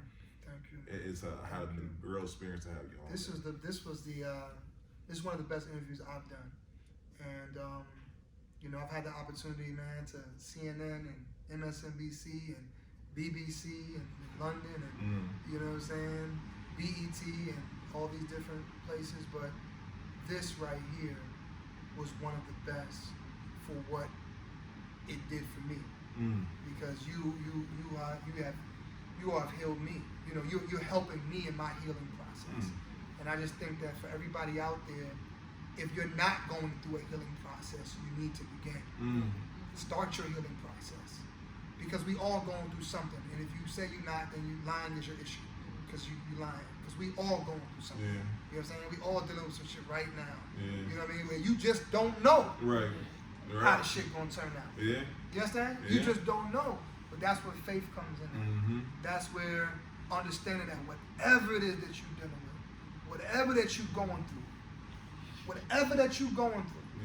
what time is it? On this day, December 4th, whatever time it is, you have overcame 100% of your issues and your struggles. Up until this moment, brother. Up until this moment, nothing has broken. So if we just understand the past, then we know that even though we're going through something right now, if we just base it upon what has happened, we know that we can overcome whatever it is that's in front of us.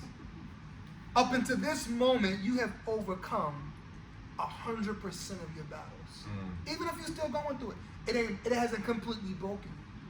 That's why in our tradition it says the goal of Satan is not to make you sin. The goal of Satan is to make you lose hope.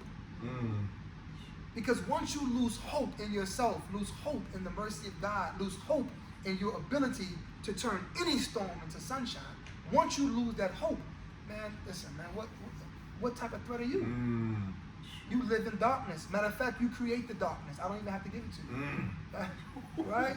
Yeah, man. Carter G. Woodson, in his book, The Miseducation of Negro, he said that people become so used to going through the back door that if there isn't one, they'll create it. All right? So when you go through so much darkness and you embrace the darkness, I ain't got to tell you to be dark. I'm already there. You already there. Frederick Douglass said that as long as the mind is enslaved, the body will always follow. So you got to get your mind free first. And this is something that we have to constantly work on. It's not something like you get free and now you're free. Nah, when you live in a society that's constantly trying to program you to be okay with being enslaved. So you have to constantly break it and fight it. From the food that we eat, you know what I mean, to the, like, just be real, man. Like, I had to go to the doctor. Doctor told me, man, I had type 2 diabetes, man. Type 2 diabetes, man. Why? Where does that come from? The food that we eat, the stress of being, racism has health consequences. It changed my whole viewpoint on how I was viewing my community. I see the rallies, I'm like, shit, diabetes. I see McDonald's, damn, heart disease. I started seeing things, man. I started seeing, the biggest drug dealers ain't from St. Clair. Shit, they right on Euclid, man. At the clinic.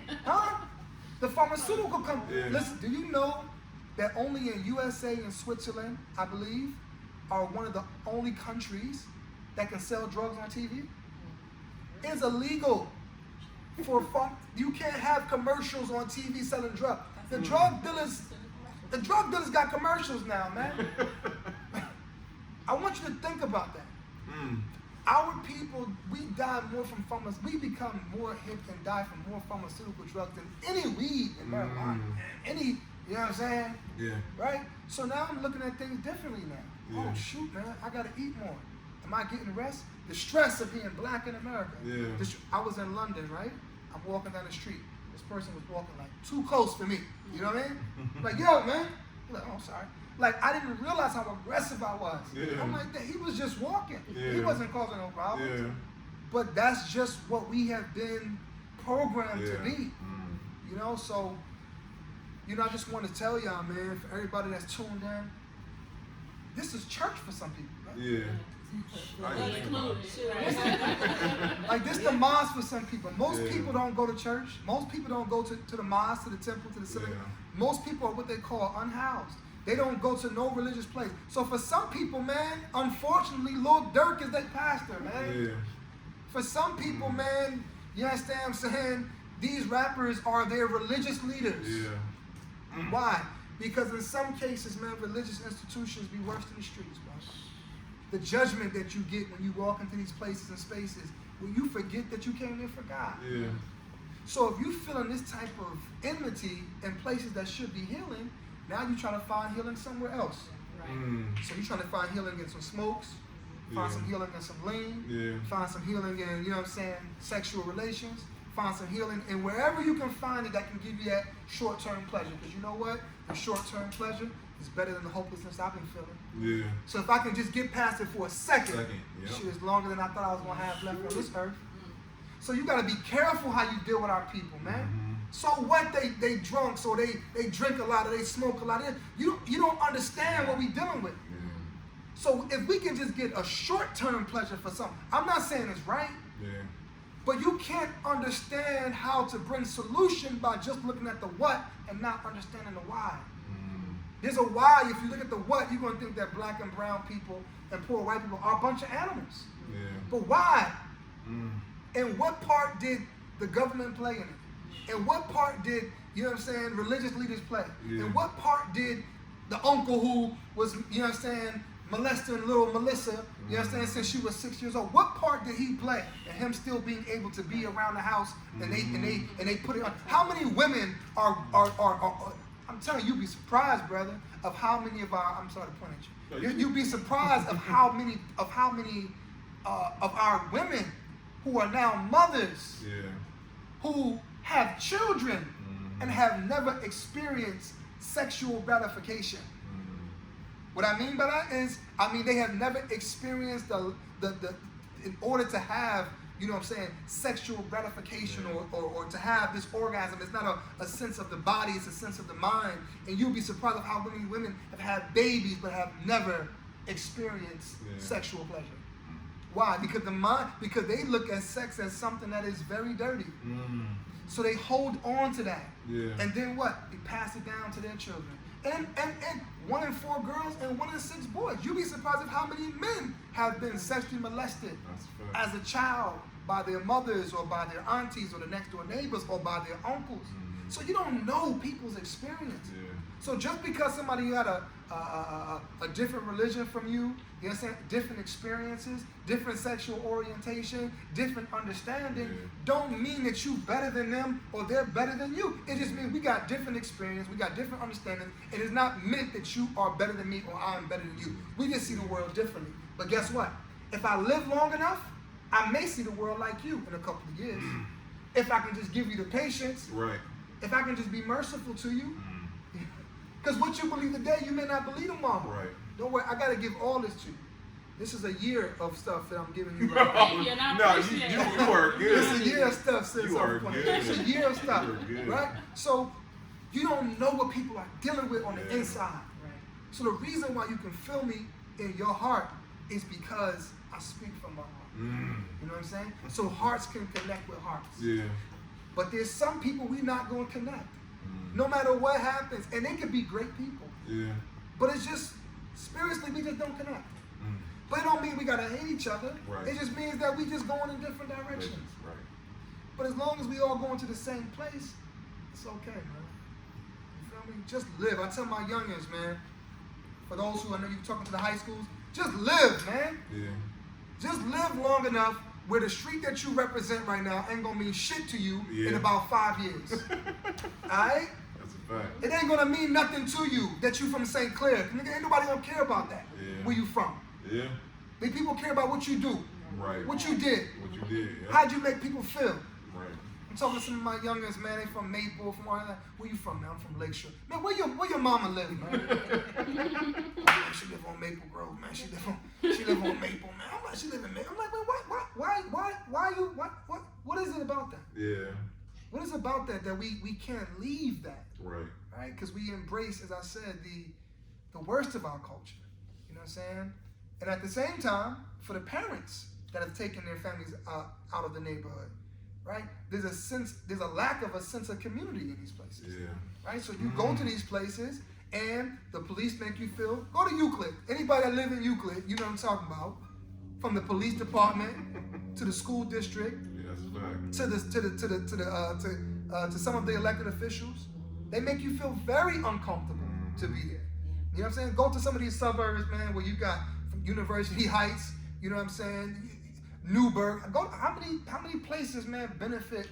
Go into some of these courtrooms and see how many black people are in these places. Right. That's a fact. Where's that? You know I was what in I'm saying? Bracknell, and I Don't even get to Bradno. Oh my goodness, man. Line was outside the door. I want to take the line outside the door, and guess who's all of them? It was us. It's all black people, man. It was all of us. I'm like, oh, that's so crazy, man. You know why? Stay out of our neighborhoods. Exactly. Stay out of our neighborhoods. So this is our reality. This is what we experience. And so what I'm saying is we gotta be merciful to each other. Yeah. You know what I'm saying? Be merciful with each other's growth.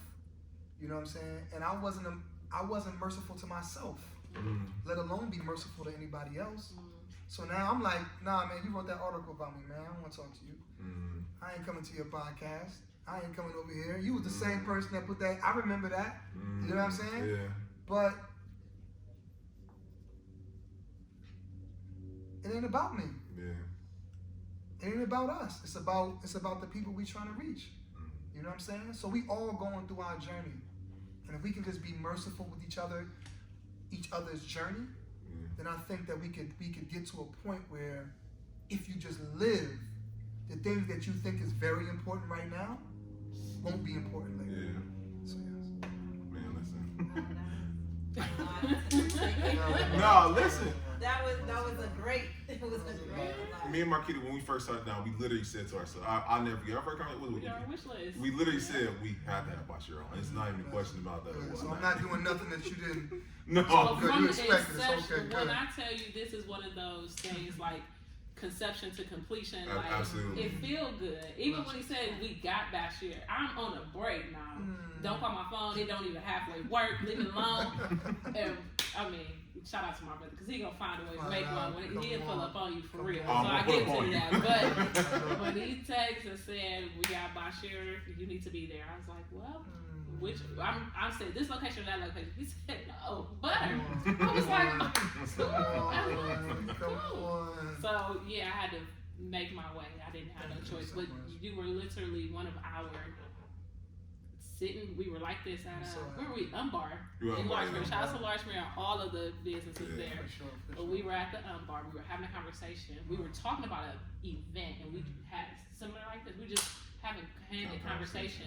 A lady who had just happened to get a coffee and sit next to us said, y'all need to be recording this. Yeah. And we kept saying, like, yeah, we probably should record this. This is something good. She said, no, y'all really need to do this. Yeah. And right there, we sat, as we were planning the event, our very first event, we said, okay, well, if we gonna do this, let's not make it about us. Let's make it about it's more to Cleveland than Bone Thugs and LeBron James. And we were just gonna expose the beauty of our city. And like I said, we just were thinking, everybody knows like the same seven.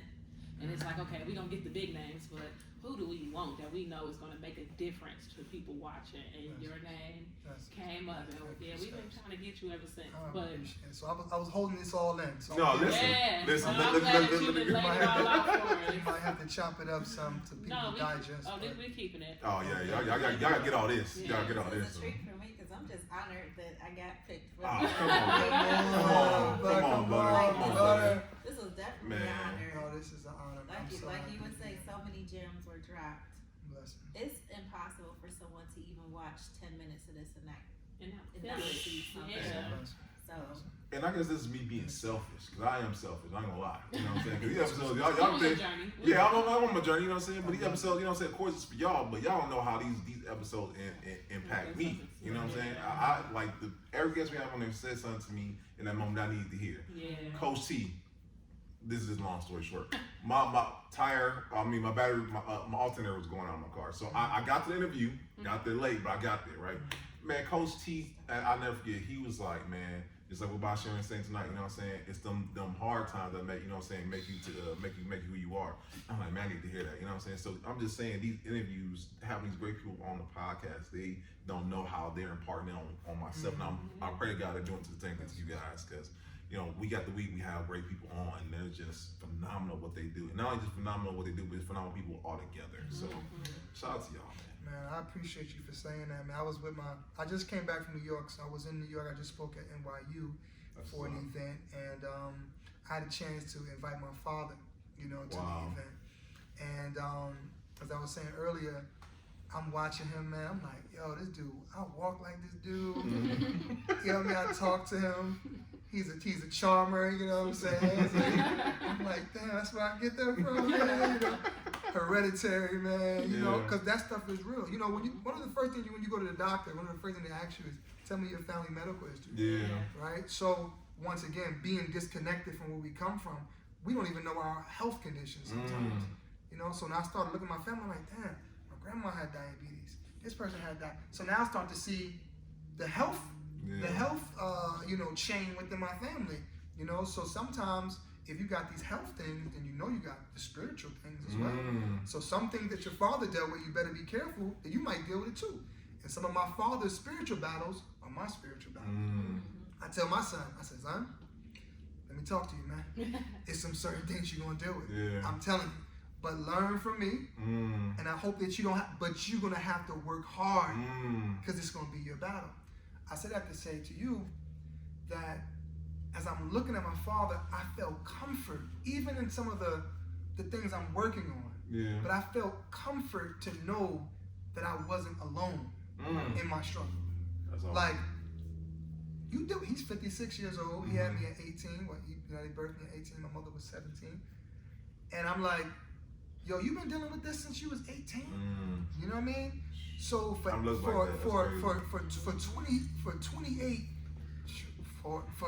over 30 years, for 30 years, you've been having these same struggles. So it made me feel good. Yeah. Not that he's going through struggles, but like, I'm not alone in my struggle, right. So I want you to know that what you're going through, you're going to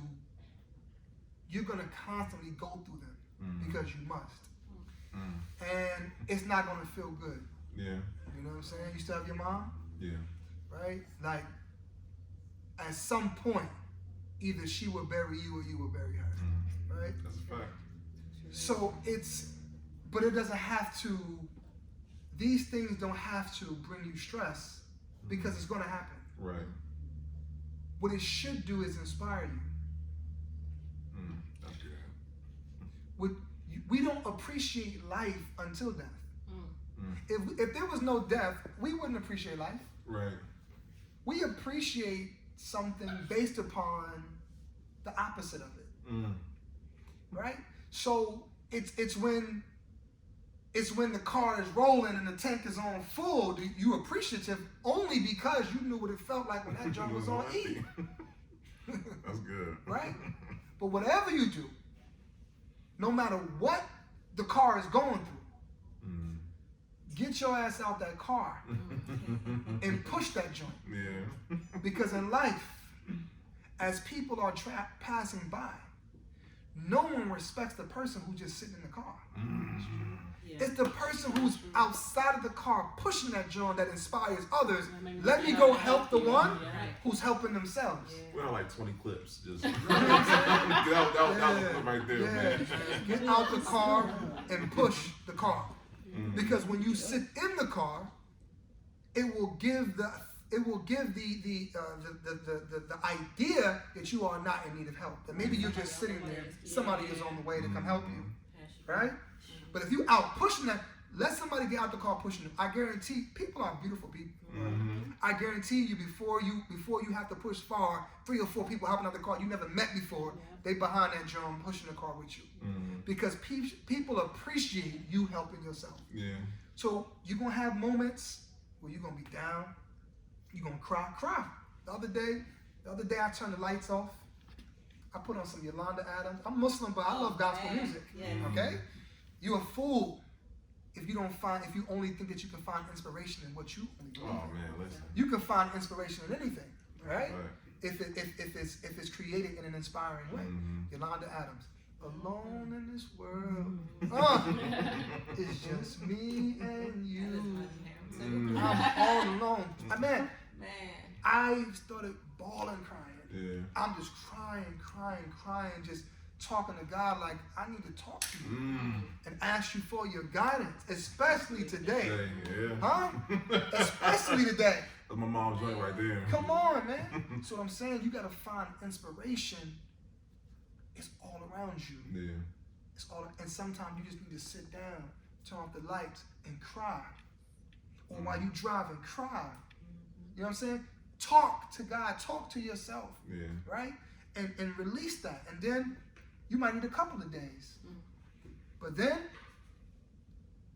get your ass up. Yeah. Because it ain't about you. Mm. It's about who you gonna help. Yeah. Push that car and watch how many people get behind that car to push it with you. Yeah, man. Man, Basheer's the greatest, man. I love you, man. It's like I love you. that's good stuff right there, I man. love you, man. I know that stress. Oh, And as black men, that stress will kill us. That's a bro. fact. That's a fact, bro. Yeah, man. It'll And kill it us. is. Yeah, And man. it is. I went to the doctor, they say, it's not just your diet. We're going to give you some medicine, right? I ain't take this. Medicine, because your stress, I can look at you and tell you're stressed. I can look at your face. Now your face look 20 years older, right? Now you don't have an appetite.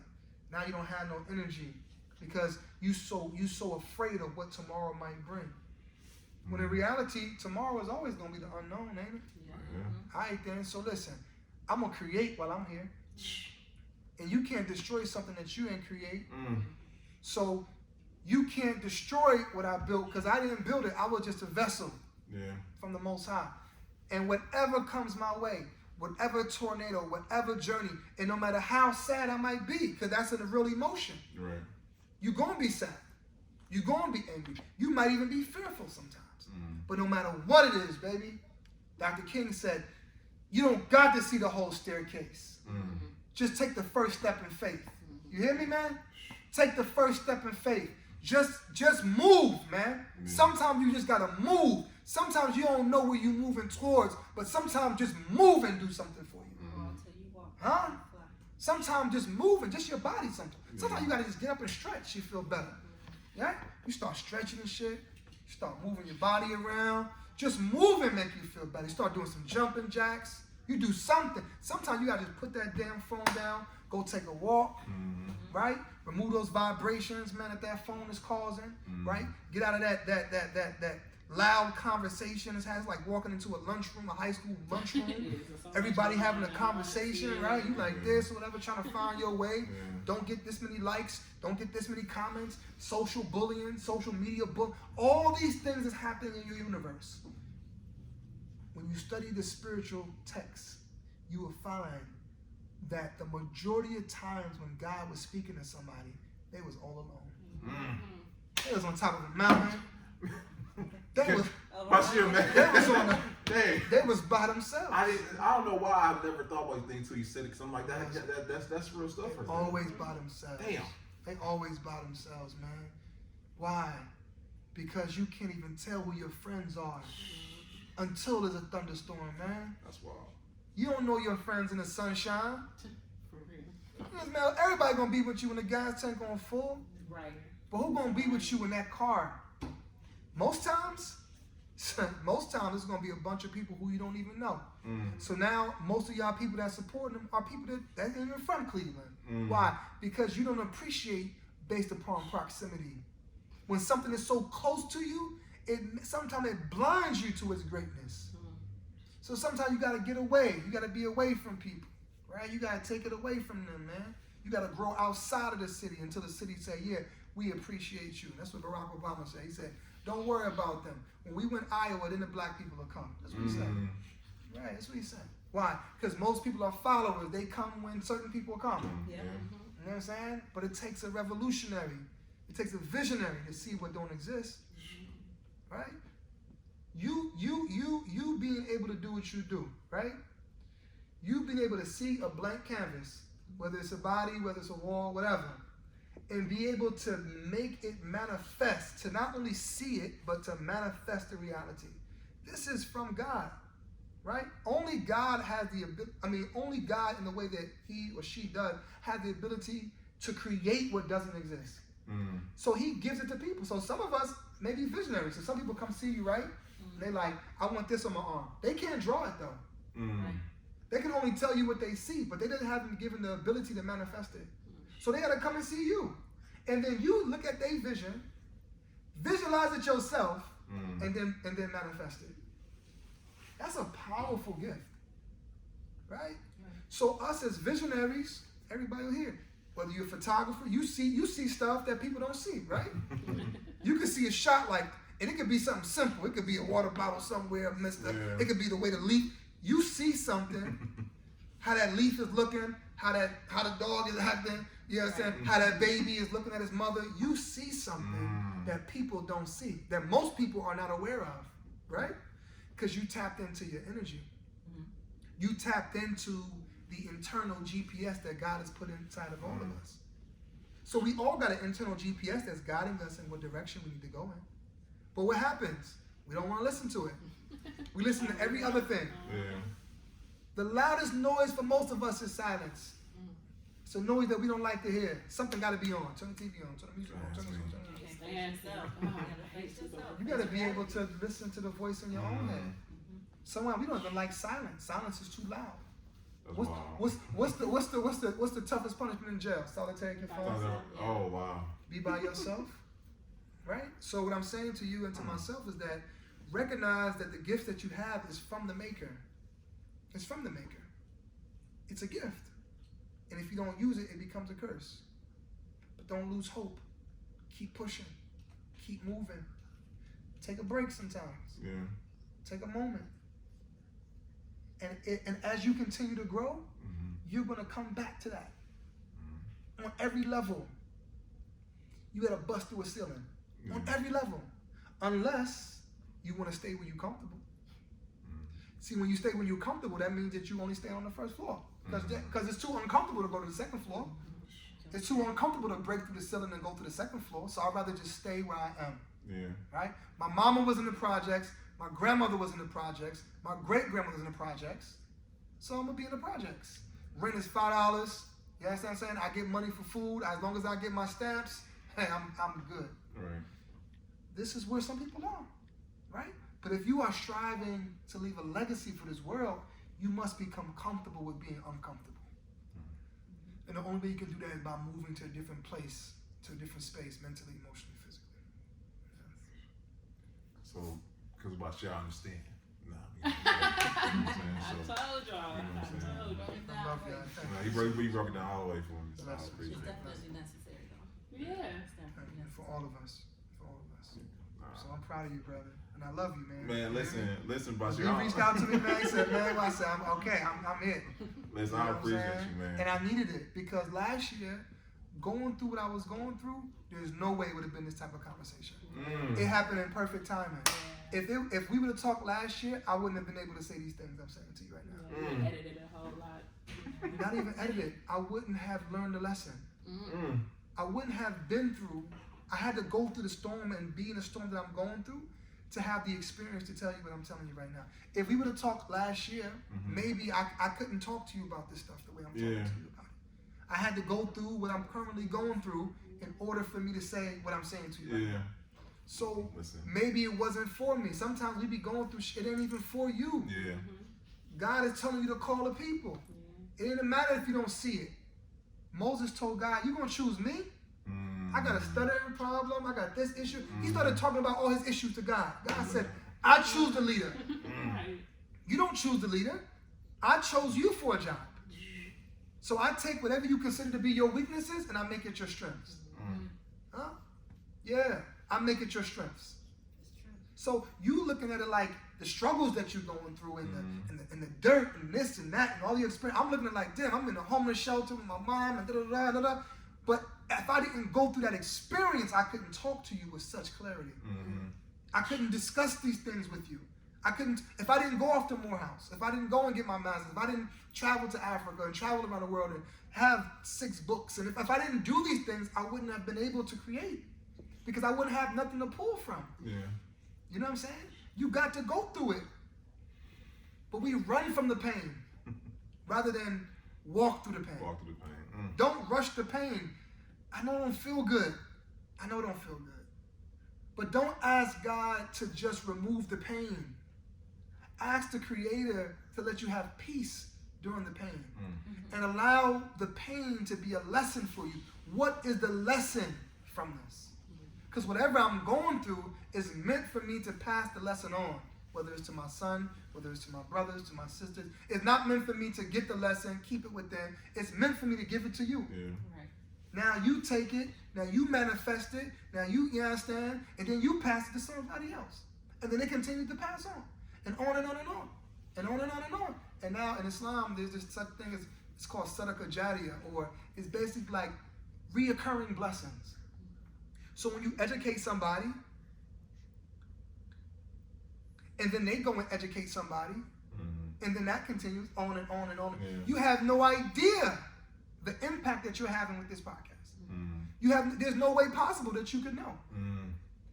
We talk about Dr. King like he's still in Atlanta. Right. We don't consider him to be dead. He's very much alive. Yeah. There's people who were alive thousands of years ago. Jesus was around thousands of years ago. We still talk about him. Yeah. Like he's still here. Why? Because he is still here in many of our hearts. You're right. Yeah. He's still here. Things he taught us You is feel more me? and more relevant to this day. Right. Exactly. He's alive. He's alive. And you will be alive too. You will be alive too. You will not die. You continue to do this, you will never die. You hear You know what I'm that? saying? Y'all got a lot of work to do Yeah. to continue. That's all. Like she ain't part of the game. Right. I got a lot of work to do. No. Continue. This was a blessing. I can't tell you enough, man. Man, Arlo, on the ride here, me and you were talking, right? Ain't this right on time? Blessings. So I mean, Blessings. and I know that, like you said, someone gonna watch. I know some, not even some people. A lot of people are gonna watch this and get a chance to see you in the light that you need to be seen in, and just see the blessing that comes through the word, come through your mouth. Man, God is using you to speak to people. You spoke to me tonight. You spoke to Keith. You spoke to all of us tonight, Yes. man. And I can't thank you enough for that, man. You spoke to me too. And if don't nobody watch it, it don't matter. I came for y'all. You know what I'm saying? I didn't come for any of that. I came because you asked me. And anytime that you didn't ask me, you was inspired to ask me. So it wasn't even you. No, you right. Nor was it me. So we just following the plan of the maker, man. You know what I'm saying? So if don't nobody tune in and watch it, it wasn't about it, and it wasn't meant to be. It was this healing circle that we got a chance to have. You know what I'm saying? And I benefited even more than you. You know what I'm saying? Just to be in your presence and to see you and to see all of you. And we all have different experiences and we have different journeys. But just know that you're not going through your journey for no reason. And don't give up hope because you are necessary. You are the verse in God's love song, man. Man, that's good. Come on, man. I gotta go back in my journal. There's your title. Right? Yep, There's that's the your title of the episode. Thank you, Butter. Thank y'all. Yeah, man. The That's universe, right? The universe is one Ooh, verse. I'm gonna have to put that on the Come on, take that. somewhere on the wall. Yeah, the universe, right? The universe, it means one verse. This is one big love song. And you know how you like listen to a song, and like you could not listen to that song in 20 years, man. Come back. But when your part come on, you're like, hold on. Right. That's my part. Right. And you like, oh,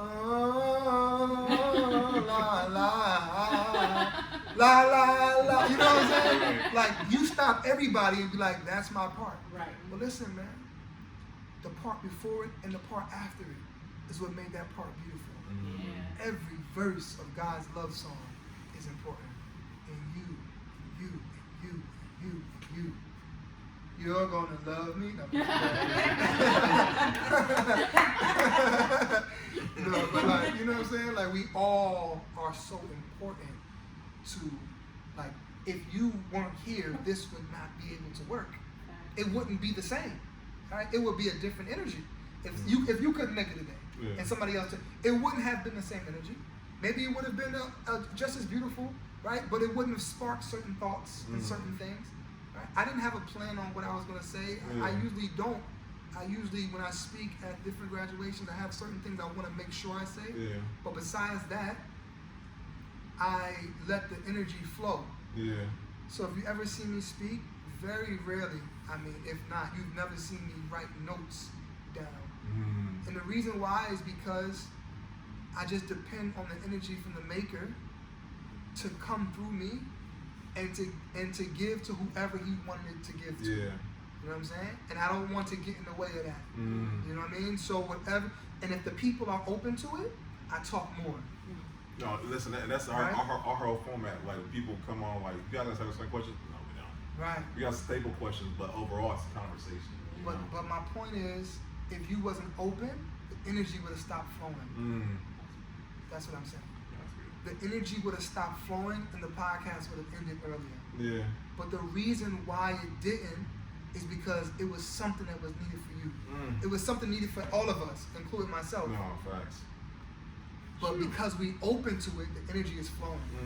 But if you was blocking me, I wouldn't have turned to you so much to talk to you. Before you even told me your experience, the creator in our tradition in Islam, it says when you speak to somebody, you turn directly to them. You give them your full body attention. That's how you speak to them. You honor them. You respect them. Before you told me any of what you just told me, I don't know if you noticed, you can go back on it. I continue to talk to you like this. Yeah. Right? Yeah. It wasn't my intention. I was being respectful of you, but whatever was said, it was for you. You know what I'm saying? And whatever anybody received, it came from the maker. And as human beings, we are just vessels of the maker. We are not originators of energy, but we are vessels of it. And if you let it flow, it will do what it needs to do. And it will heal you in the process. You know what I'm saying? And then you're going to get hurt again, and you're going to get healed. You got to constantly go through that journey. And that's how you know that you're going to the next level, because of the turbulence that you're experiencing. When the plane is going up, and it's going through a different atmosphere, to the stratosphere, whatever sphere, it got to go through the turbulence.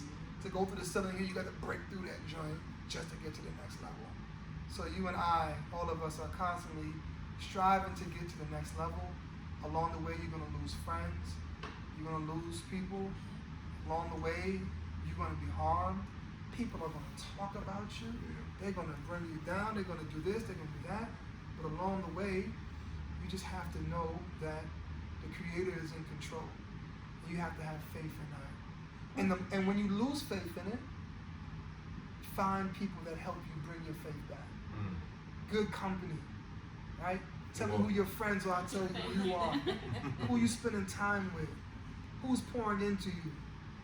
If your body is weak, it's because of the food you eat. If your mind is weak, it's because of the food that you eat, right? The mental foods. What are you listening to on a daily basis? Who are you around, right? How do you speak to yourself? My inner me is my enemy, right?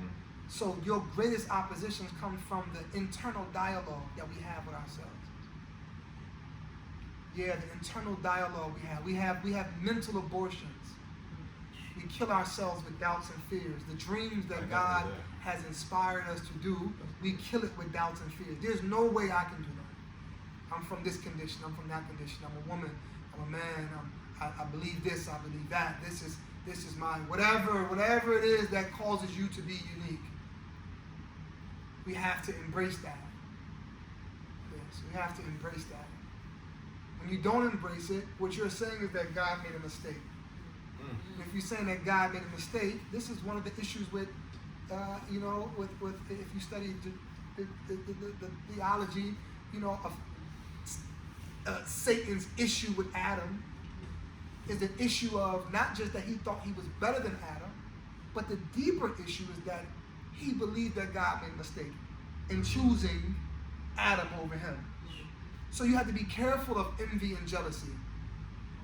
Because it's not just envy and jealousy of a person, it's also an underlying belief that God made a mistake and he gave them blessings that he should have gave you. But the very fact that you even believe that is a sign within itself that you didn't deserve those blessings.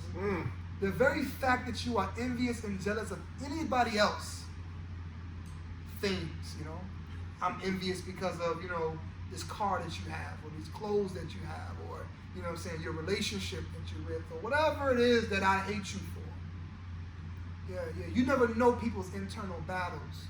You never know what they're dealing with. You don't know, people don't know what it takes for you to have your own business and the struggles that you go through on a day-to-day basis, right? Most businesses don't last longer than 5 years.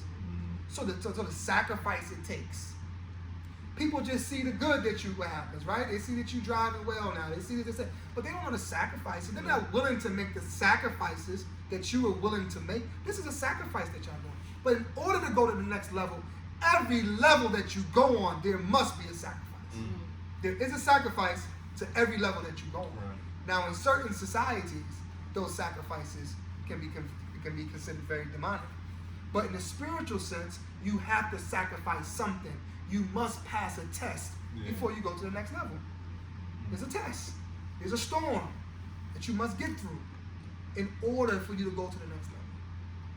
And when you get through that storm, brother, the moment that you get through the storm is when you realize that you're not in control.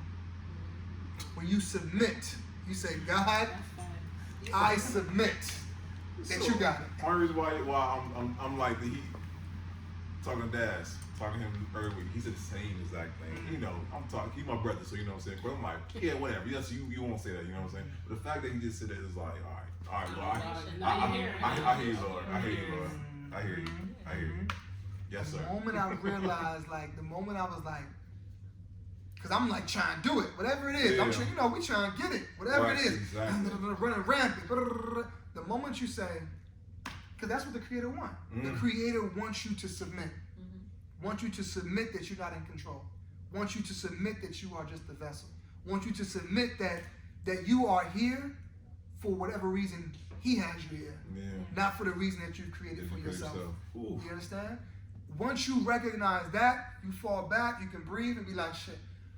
Not shit, but you know what I'm saying? Whatever, whatever's going to be, it's going to be. Be okay with that. The moment that you're okay with that, at that point is when you say, you start seeing things manifest. Ooh. I promise you, man, every single time, every time it happens, when I just be like, all right, whatever you want to happen, that's what's going to happen. Yeah. Because I have no control. I've done the best that I can in my human ability. I can't do no more. The moment you do that is when you start seeing things start moving. You start looking at things. I remember I ain't had no money. I was in suit pocket. I said, man, where'd I get $100 from? I didn't even have a couple of dollars to put in the gas tank. I'm talking about, I ain't talking about 50 years ago. I'm talking about if you are striving to get to the next level, you're going to go through that in the different levels that you're going. You're going to go through levels of you know what I'm saying, of hopelessness. You're going to go through levels of you ain't got no money. You're going to go through levels where you have a relationship issue. You're going to go through all these different external battles. But the external battles are only manifestations of the internal battle. You have to retreat sometimes and get your internal together. Recognize that the voice within is the most powerful voice that you have. And you have to deny the voices outside of you when they're getting too loud. And you begin to live your life based upon the voices outside of you than the voices within you. The voice within you is the voice that you need to. Don't destroy yourself with insecurities and self-sabotaging. And whatever it is that you believe that you can do, you can do it. Even if it's not you that do it. Because Dr. King had dreams that he himself never physically. Come on, you with me? I'm with you, man. Dr. King had a dream that he didn't physically see come into fruition. But do we not say it was Dr. King's dream? Yeah. So sometimes dreaming and beginning to walk that walk and manifesting that which you believe may not necessarily be for you to eat from that tree. But the seeds that you must plant. One day a king came to a man and said, you're planting these olive tree seeds. It takes an olive tree 100 years to grow. You won't even be around to benefit from it. The man said, I eat from what they planted yesterday. And they will eat from what I plant today. The king said, you have benefited from the harvest, even though you won't be around to taste the sweetness of the fruit. So this ain't about us. This ain't about you. This ain't about you. The moment you think it's about you, it's going to fail. Even if it's the hottest show in the world, it's going to fail. There's a lot of podcasts, that's talking about a lot of nonsense, not inspiring anybody to become better human beings. And they got more followers than anybody. And they got all of the endorsements. Yeah. But they ain't inspired nobody to be better. Right. Knowledge is not a bunch of facts. Knowledge is the ability to illuminate a path. You can know a lot of stuff, brother, and don't bring nobody no light. And not inspire nobody. And not motivate nobody. I know a lot of smart people who don't motivate nobody. We got a lot of grandmothers who never graduated from middle school, who are some of the most wisest people I ever met. So we know knowledge in itself is not sufficient if it does not illuminate. And how does it illuminate? It must come from the heart. How does it come from the heart? It must come from the Creator. Because the Creator is the one that is the most knowledgeable. So if you and I want to, truly get the answer to whatever we're dealing with, why not go to the one who has all the answers? Sometimes we be talking to people, man. We be going through struggles, and we talk to the creation before we talk to the Creator. Ooh. So then you talk to the creation first, and all they do is just cause you more problems. Watch this talk to me like that. Then you talk to the Creator, and the Creator send you the right person. You don't even know the person. Never even met him. You was just walking down the street. Or you was driving in the car and a certain song came on. Right? You heard this song 1,000 times. But it hit you differently today. Huh? You go to the park and you see a little baby playing in a certain way and you like, oh man. You begin to become aware. You begin to reflect. Right? You look at a tree and you find inspiration in the tree. Look at those roots. Look at those branches. Look at how that tree, that leaf that gets removed from the branch, which is connected to the roots, how it dies. Automatically, once it leaves the tree, the branch that's connected to the tree, that's connected to the roots. You look at the efficiency of the bees and how connected they are and how they're willing to die for their queen. If you just look at God's creation, you will be inspired. Your life will be inspired because God is constantly having a conversation with you in every aspect of your life if you just pay attention. You feel me? Yeah, you feel me? Man, Basheer, man, I don't think you understand, brother. I don't think you understand. I'm trying to get him to go to therapy all day. Come to ink therapy still, get real therapy session. Listen, man, because man, that they talk to preach because man, I talk to the Creator. Lord, I hear you. I hear you. Talk to the Creator first, baby. I hear you. For real, man. Talk to the Creator first, yo. Because I'm telling you, people will lead you astray, and some of them will do it intentionally. Because hurt people hurt people. People hurt, man, out here, man. People hurt, yo. And we get into relationships, right? We lay down with people. You know what I'm saying? We spend time with people. We give them our time. We be in these spaces, and we be hurt too. I've hurt a lot of people, man, on my journey, for sure. Because I was hurt. Yeah. I didn't grow up. I didn't have my father. I didn't understand what manhood was. It was a man by the name of Mr. Timothy Roberts. Started the break program to come get me from St. Clair. and exposed me to a world I never knew existed. Mm. But my mother, man, we talking, man, what poverty? What ramen noodles every day? Mm. Beef flavor, shrimp flavor, chicken flavor. You know, open up that little great package. Turn that little, you know what I'm saying? I knew about the wrist thing. I wasn't doing drugs. I was doing them noodles. You know what I mean? You know what I mean? Yeah, man. Christmas for us was not December. Christmas for us was, you know what I mean? February, the Tax taxes. return. When the tax return came, baby, that's what, right? This is where we came from. So there's a certain trauma that comes with that. Yeah. I don't want to give so much. I know I've given a lot, man, but Man. I just hope that I just. We gotta do part 2 in Egypt, man.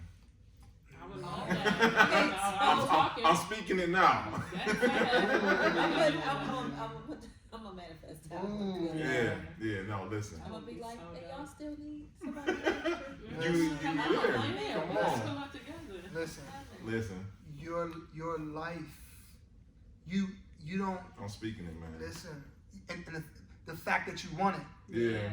I just need you to want it first. Yeah. Everything else will come. Mm. Most people just don't even want it. You know what I'm saying? So the fact once you want it, it's gonna manifest. It's gonna come. And I'm telling you right now, big, your life is gonna change once your feet touches the African continent. Thank you. He told me like it was a spiritual experience when you stepped on soil, like When you touch the soil, man, I've been there 5 times now. I mean, literally, when I go down to Aswan in Egypt, it's like me walking in Cleveland, man, because that's how much love that I have down there, and from them, and because I do a lot of service down there in Aswan, and the Elephantine Island is what it's called.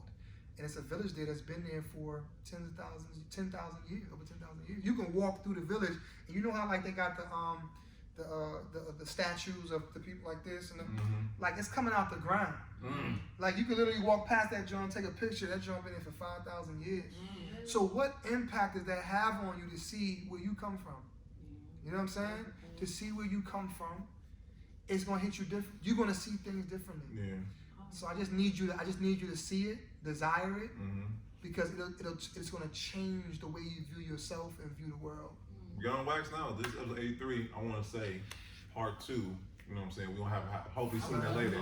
Because then we be all having this transitional period, and it's like, okay, pre-transformation, post-transformation. How did this affect you? Yeah. And how is it still affecting whatever your new thing that you're going through? But yeah, having that experience, and then having that shared experience with somebody you know appreciated. You know what I mean? For sure. To navigate you through that. I think I'm that speaking would that. be It's on you. Come on. I'll make it happen now. I'm just playing with you. But listen, we got the travel agency company. We taking a group in October and December of next year. Yeah, so you know we would love to have you there, and I think that it'd be awesome, man. Just to, you know, anybody that wants to go. You know, the Jewish community, they raise their children. Every Jewish child has a birthright to Israel, so they have a free trip to Israel. Get out of here. A free I trip. didn't know that. A free trip to Israel. That must be the case with black children. They must go to Africa. They must go to Africa. You have to go to Africa. You have to. I can't even explain it in words. It's you have to go because it's going to change your perspective of everything. You know what I'm saying? And you in the temples, and this is 5,000 years ago, 7,000 years ago, and go to City Hall, to the White House, any place of power in America, they got the exact architecture from Egypt. The obelisk. Just pay attention to the obelisk. Yeah. Look at the way when you go to like the White House or you go to like, you know, the court or City Hall, they always got those big columns, right? They always got, look up, you always see like these different images, carvings of, that got that stuff from Egypt, man. That came from Nubia, man. You know? Wow. Science, math, all these things. It came from there. So, you know, we got the Elite Travel Agency Company, man. You give us a follow. But listen, even for those who say, Basheer, I don't have the money, we'll help raise the money. Don't let money, which is a created thing, stop you. Put it into your mind. Once again, those are you taking doubts and fears and creating mental abortions. Don't worry about the money. I'm not saying it don't cost money, but don't let that stop you. Yeah. Put it in your mind, and then things will begin to work towards it, and things will begin to manifest. I'm telling you, that's how it goes. We'll have all the show notes, guys. So we'll have the link to the books. We'll have the link to the travel agency. We'll also have a link to it so you can follow Basheer and get all this wisdom on social media. Also, man, brother, we cannot thank you enough, man. This has been a blessing to us all tonight, man. And like I said, we're gonna do part 2 on Egypt, y'all. So y'all heard on it the first. Nile River, Right. right on the Nile. Yes. For real. Yes. I appreciate you all so much, and I thank you for the opportunity. I have my book, Journey to Leadership. Yes. I'm Pain and Inspiration. That's out. You can click the link on my Instagram page, Basheer J, or you can go to my website, author.BasheerJones.com. So I have the Journey to Leadership. This is the autobiography. Too. Yep, I have. I know I'm doing the most right now, but I'm just creating, man. I'm in a creative space. I have an album coming out on New Year's Day called Thoughts of a Warrior. Yeah. The single is out already called Hey Mama. Yeah. So you can check that out. The album is just like, I really look forward to y'all. For those who don't know, like, I started as a poet. And everything that I do is poetry. You know what I mean? Whether I'm giving out a turkey, or I'm speaking up for what I believe is, the truth. But it's all poetry. You don't have to rhyme words to be a poet. Photography is poetry. What I'm saying? Videography is poetry. The way that you, draw, and manifest, is poetry. It's all poetry. My poetry came in the form of politics, came in the form of service, came in the form of poetry, rap. So I have that. I also have 2 children books that's out. One is called Am I a Man, Daddy, which is I wrote for my son, and it's about a young boy just questioning what is manhood and what does it mean to be a man. And the father is taking him on a journey of, manhood is not about material or money or clothes or car. Manhood is about taking responsibility for your family, for your community, self-love, giving back. This is what manhood is. And then in my next children's book that is out is called Greatest Treasure on Earth. It's a conversation between a father and his daughter, which I wrote for my daughter. And he's taking her on a journey. He's telling her to go find the greatest treasure on earth. I put a map under your pillow, go find it. So she goes and she thinks it's her dress. I said, no, it's not your dress. And she thinks it's her piggy bank where her money is. She said, no. And so she gets discouraged. And then he said, he walks in and he sees her and he says, look up, and she looks up and she's looking right in the mirror. So you are the greatest treasure on earth. That's it's dope. not what you're wearing. It's not any of that. You are the greatest treasure on earth. So I have that. And just really in a creative space right now. And I'm just so thankful that you allowed me to come here with you. It was very therapeutic for me. It was very healing for me. You know what I'm saying? And there's a lot of podcasts that man, I media has a way of shaping the minds of people, and doing interviews and stuff, man. People usually have alternative, not just viewpoints, but intentions. And they like to benefit off of the pain or what they perceive to be pain, or benefit off of the loss. But I'm gonna tell you, what people perceive to be loss is not a loss in my mind. And it took time for me to get there. I didn't just get it like that. But being aware, reflecting.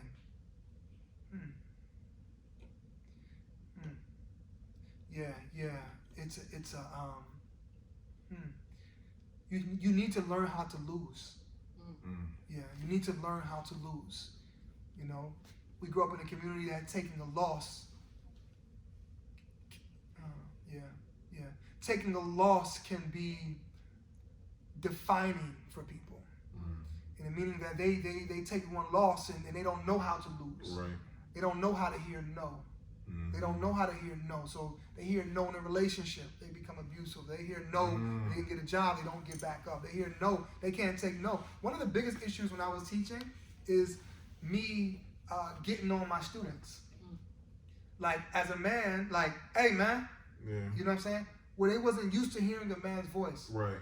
And the boys would like get really angry and like even start crying. because they don't know how it feels for a man to tell them no. They don't understand how to deal with masculine energy in that way.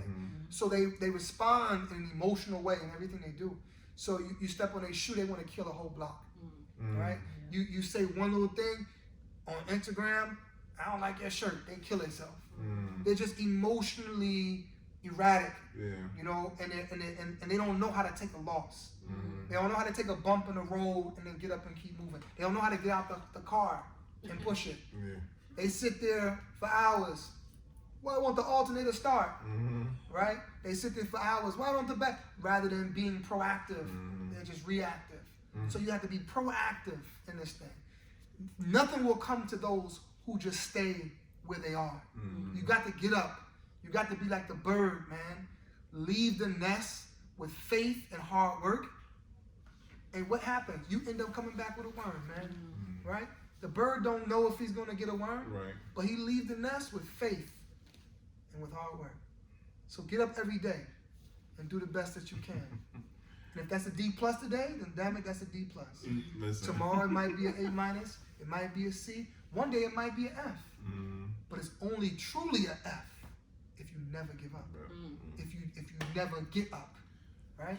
Don't give up. Because the future needs you. So I thank y'all so much. I appreciate you. Thank you for this healing session. Thank you. Thank you. I enjoyed it, man. Big, man. Thank you. Thank you, man. Thank you, man. Thank you, man.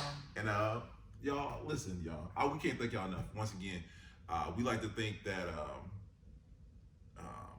that what we're doing here is making a difference. And y'all show up every week. I can't thank y'all enough. We still average about 12 views a week per episode. And that's letting us know that once again, you guys are enjoying the content, you're enjoying our guests, and you're enjoying what we have to put out. So we want to thank you guys. We can't do it without you guys. I mean, we can do it, but we don't want to do it without you guys. Just continue to support, guys. Remember, everyone who's coming on the podcast, these are wells of knowledge who have done what you're aspiring to do, but at the same time, they have gone through obstacles and they have triumphed. So one of the things that I like to think with every episode, we're either inspiring you, motivating you, or educating you, one of the three. And Basheer did all three and then some, you know. So just keep that in mind, guys. So once again, episode 83. Y'all know it's for the episode. We got Marquita, you know what I'm saying? Marquita came through. I was messing with y'all. I got messing with y'all. I'm saying I missed her, you know what I'm saying? So look at that. Will we get that on wax? No, we didn't. But yeah, we thank y'all once again. Do something, do an outro for us, please. I've been messing it up, by the way. I've been messing it up. I've been watching, yeah. But y'all know how it is when you're building something. You gotta pay bills, right? So the first thing we want to do, thank you so much, and you actually gave us all of the information on how to support you, where to go. Make sure you guys check the link in the description below, because we absolutely will be continuing to support. We'll be looking out for it. We've been looking since 2007. Thanks for being patient. We're gonna keep looking and watching, because it's been, like I say, it's been an amazing thing to experience, just to be able to witness. Sometimes you don't even have to be a part of it, but just be able to see it and know that it's possible, even if it's not through you, as long as it was able to come to you. You know what I mean? You show it's possible. And you give us that repeatedly. So thank you for just being you. I feel like all of y'all in this room, even online, sometimes y'all don't understand how grateful people are. It's me being the people, just grateful that you exist. I feel like a lot of you guys, everybody, all of us universally, are just physical manifestations of an idea of God. Absolutely. And every day God just come through and just, you know how they say God is like that greatness on display, like that's the acronym, you know, and that's exactly what y'all epitomize. So thank you all. Next on the list, thank you so much. Yes. When they say come to Ink Therapy and get some therapy, now this, if you have yet to be here, for me now. if you have yet to be here, the address, correct me if I'm wrong, I was about to say it, Miles Road. Make sure y'all come through. Now, of course, you can get some tattoos. She has glass etching. She supports other businesses, and you can buy different creative styles, whether it be some type of art form in the form of like canvas art and things of that nature.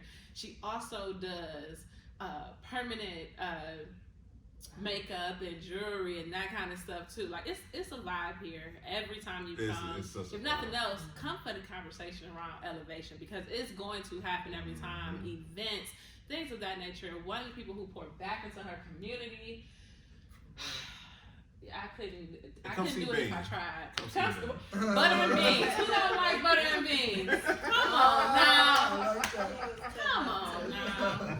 It's a little bit for everybody. So come and get you some. It's a little bit of everything for everybody.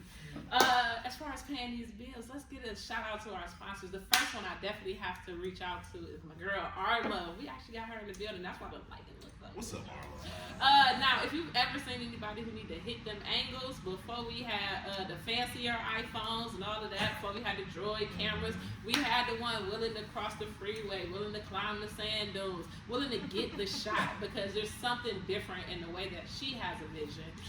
And she was able, a gift, and she manifested like none other.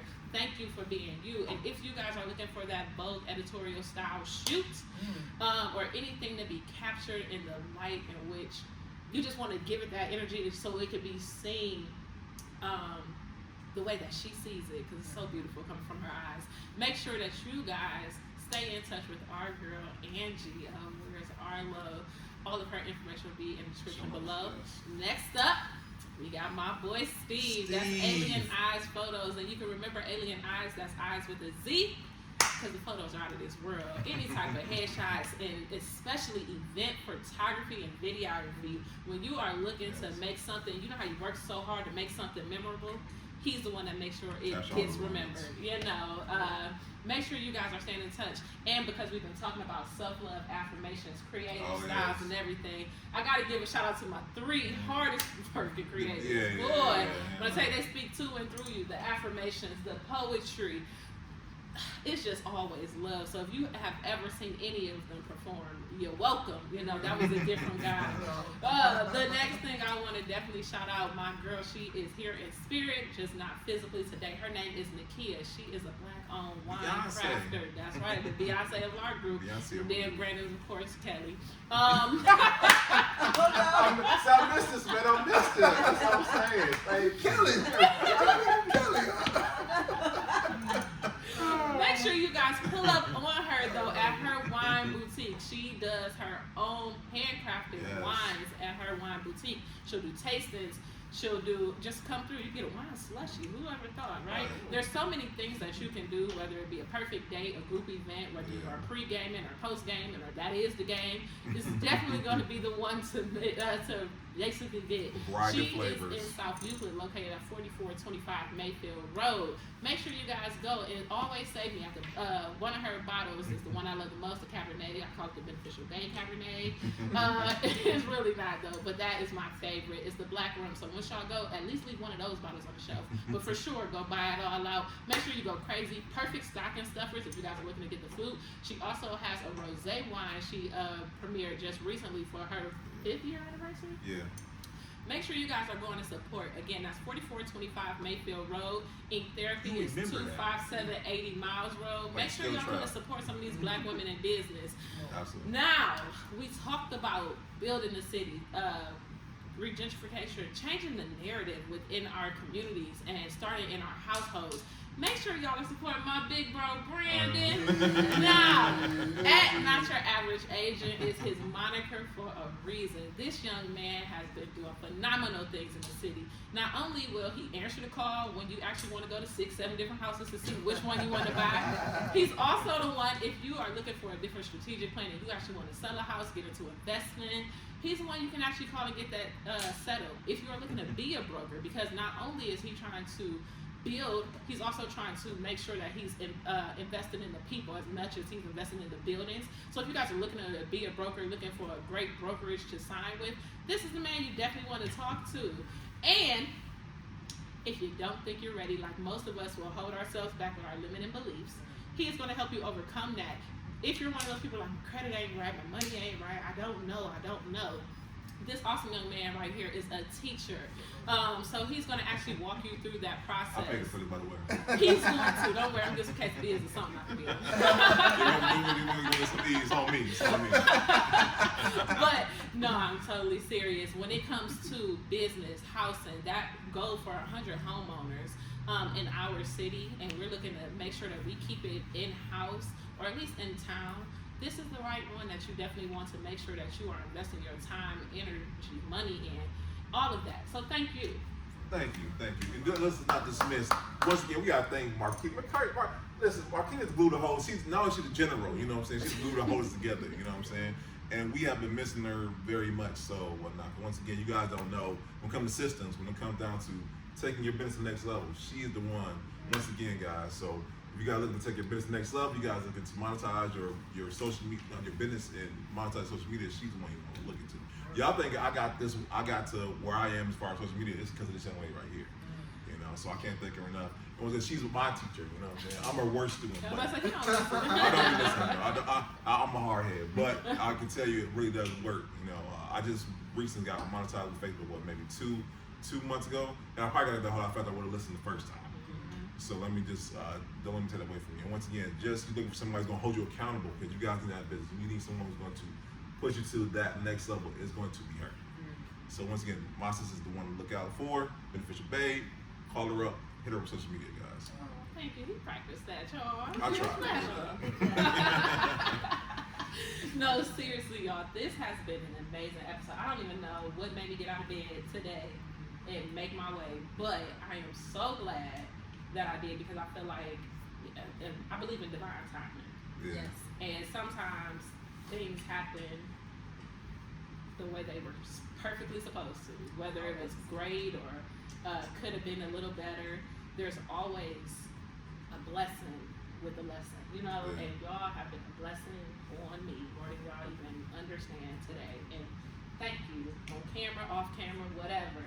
I love and appreciate all of you, and I am so thankful to be able to just have this opportunity to say that to your face while you are still alive and breathing, because y'all are so amazing in your individual rights, and y'all, even behind the camera, have really just completely done something for me today in this moment, and just thank you. That's all I got. I ain't got nothing but gratitude at this point. Once again, we can't thank enough. Episode 83, guys. The powerful Mr. Basheer Jones, y'all. Can't go no better than that. You know what I'm saying? So we'll see y'all next time, and peace, guys. Bye.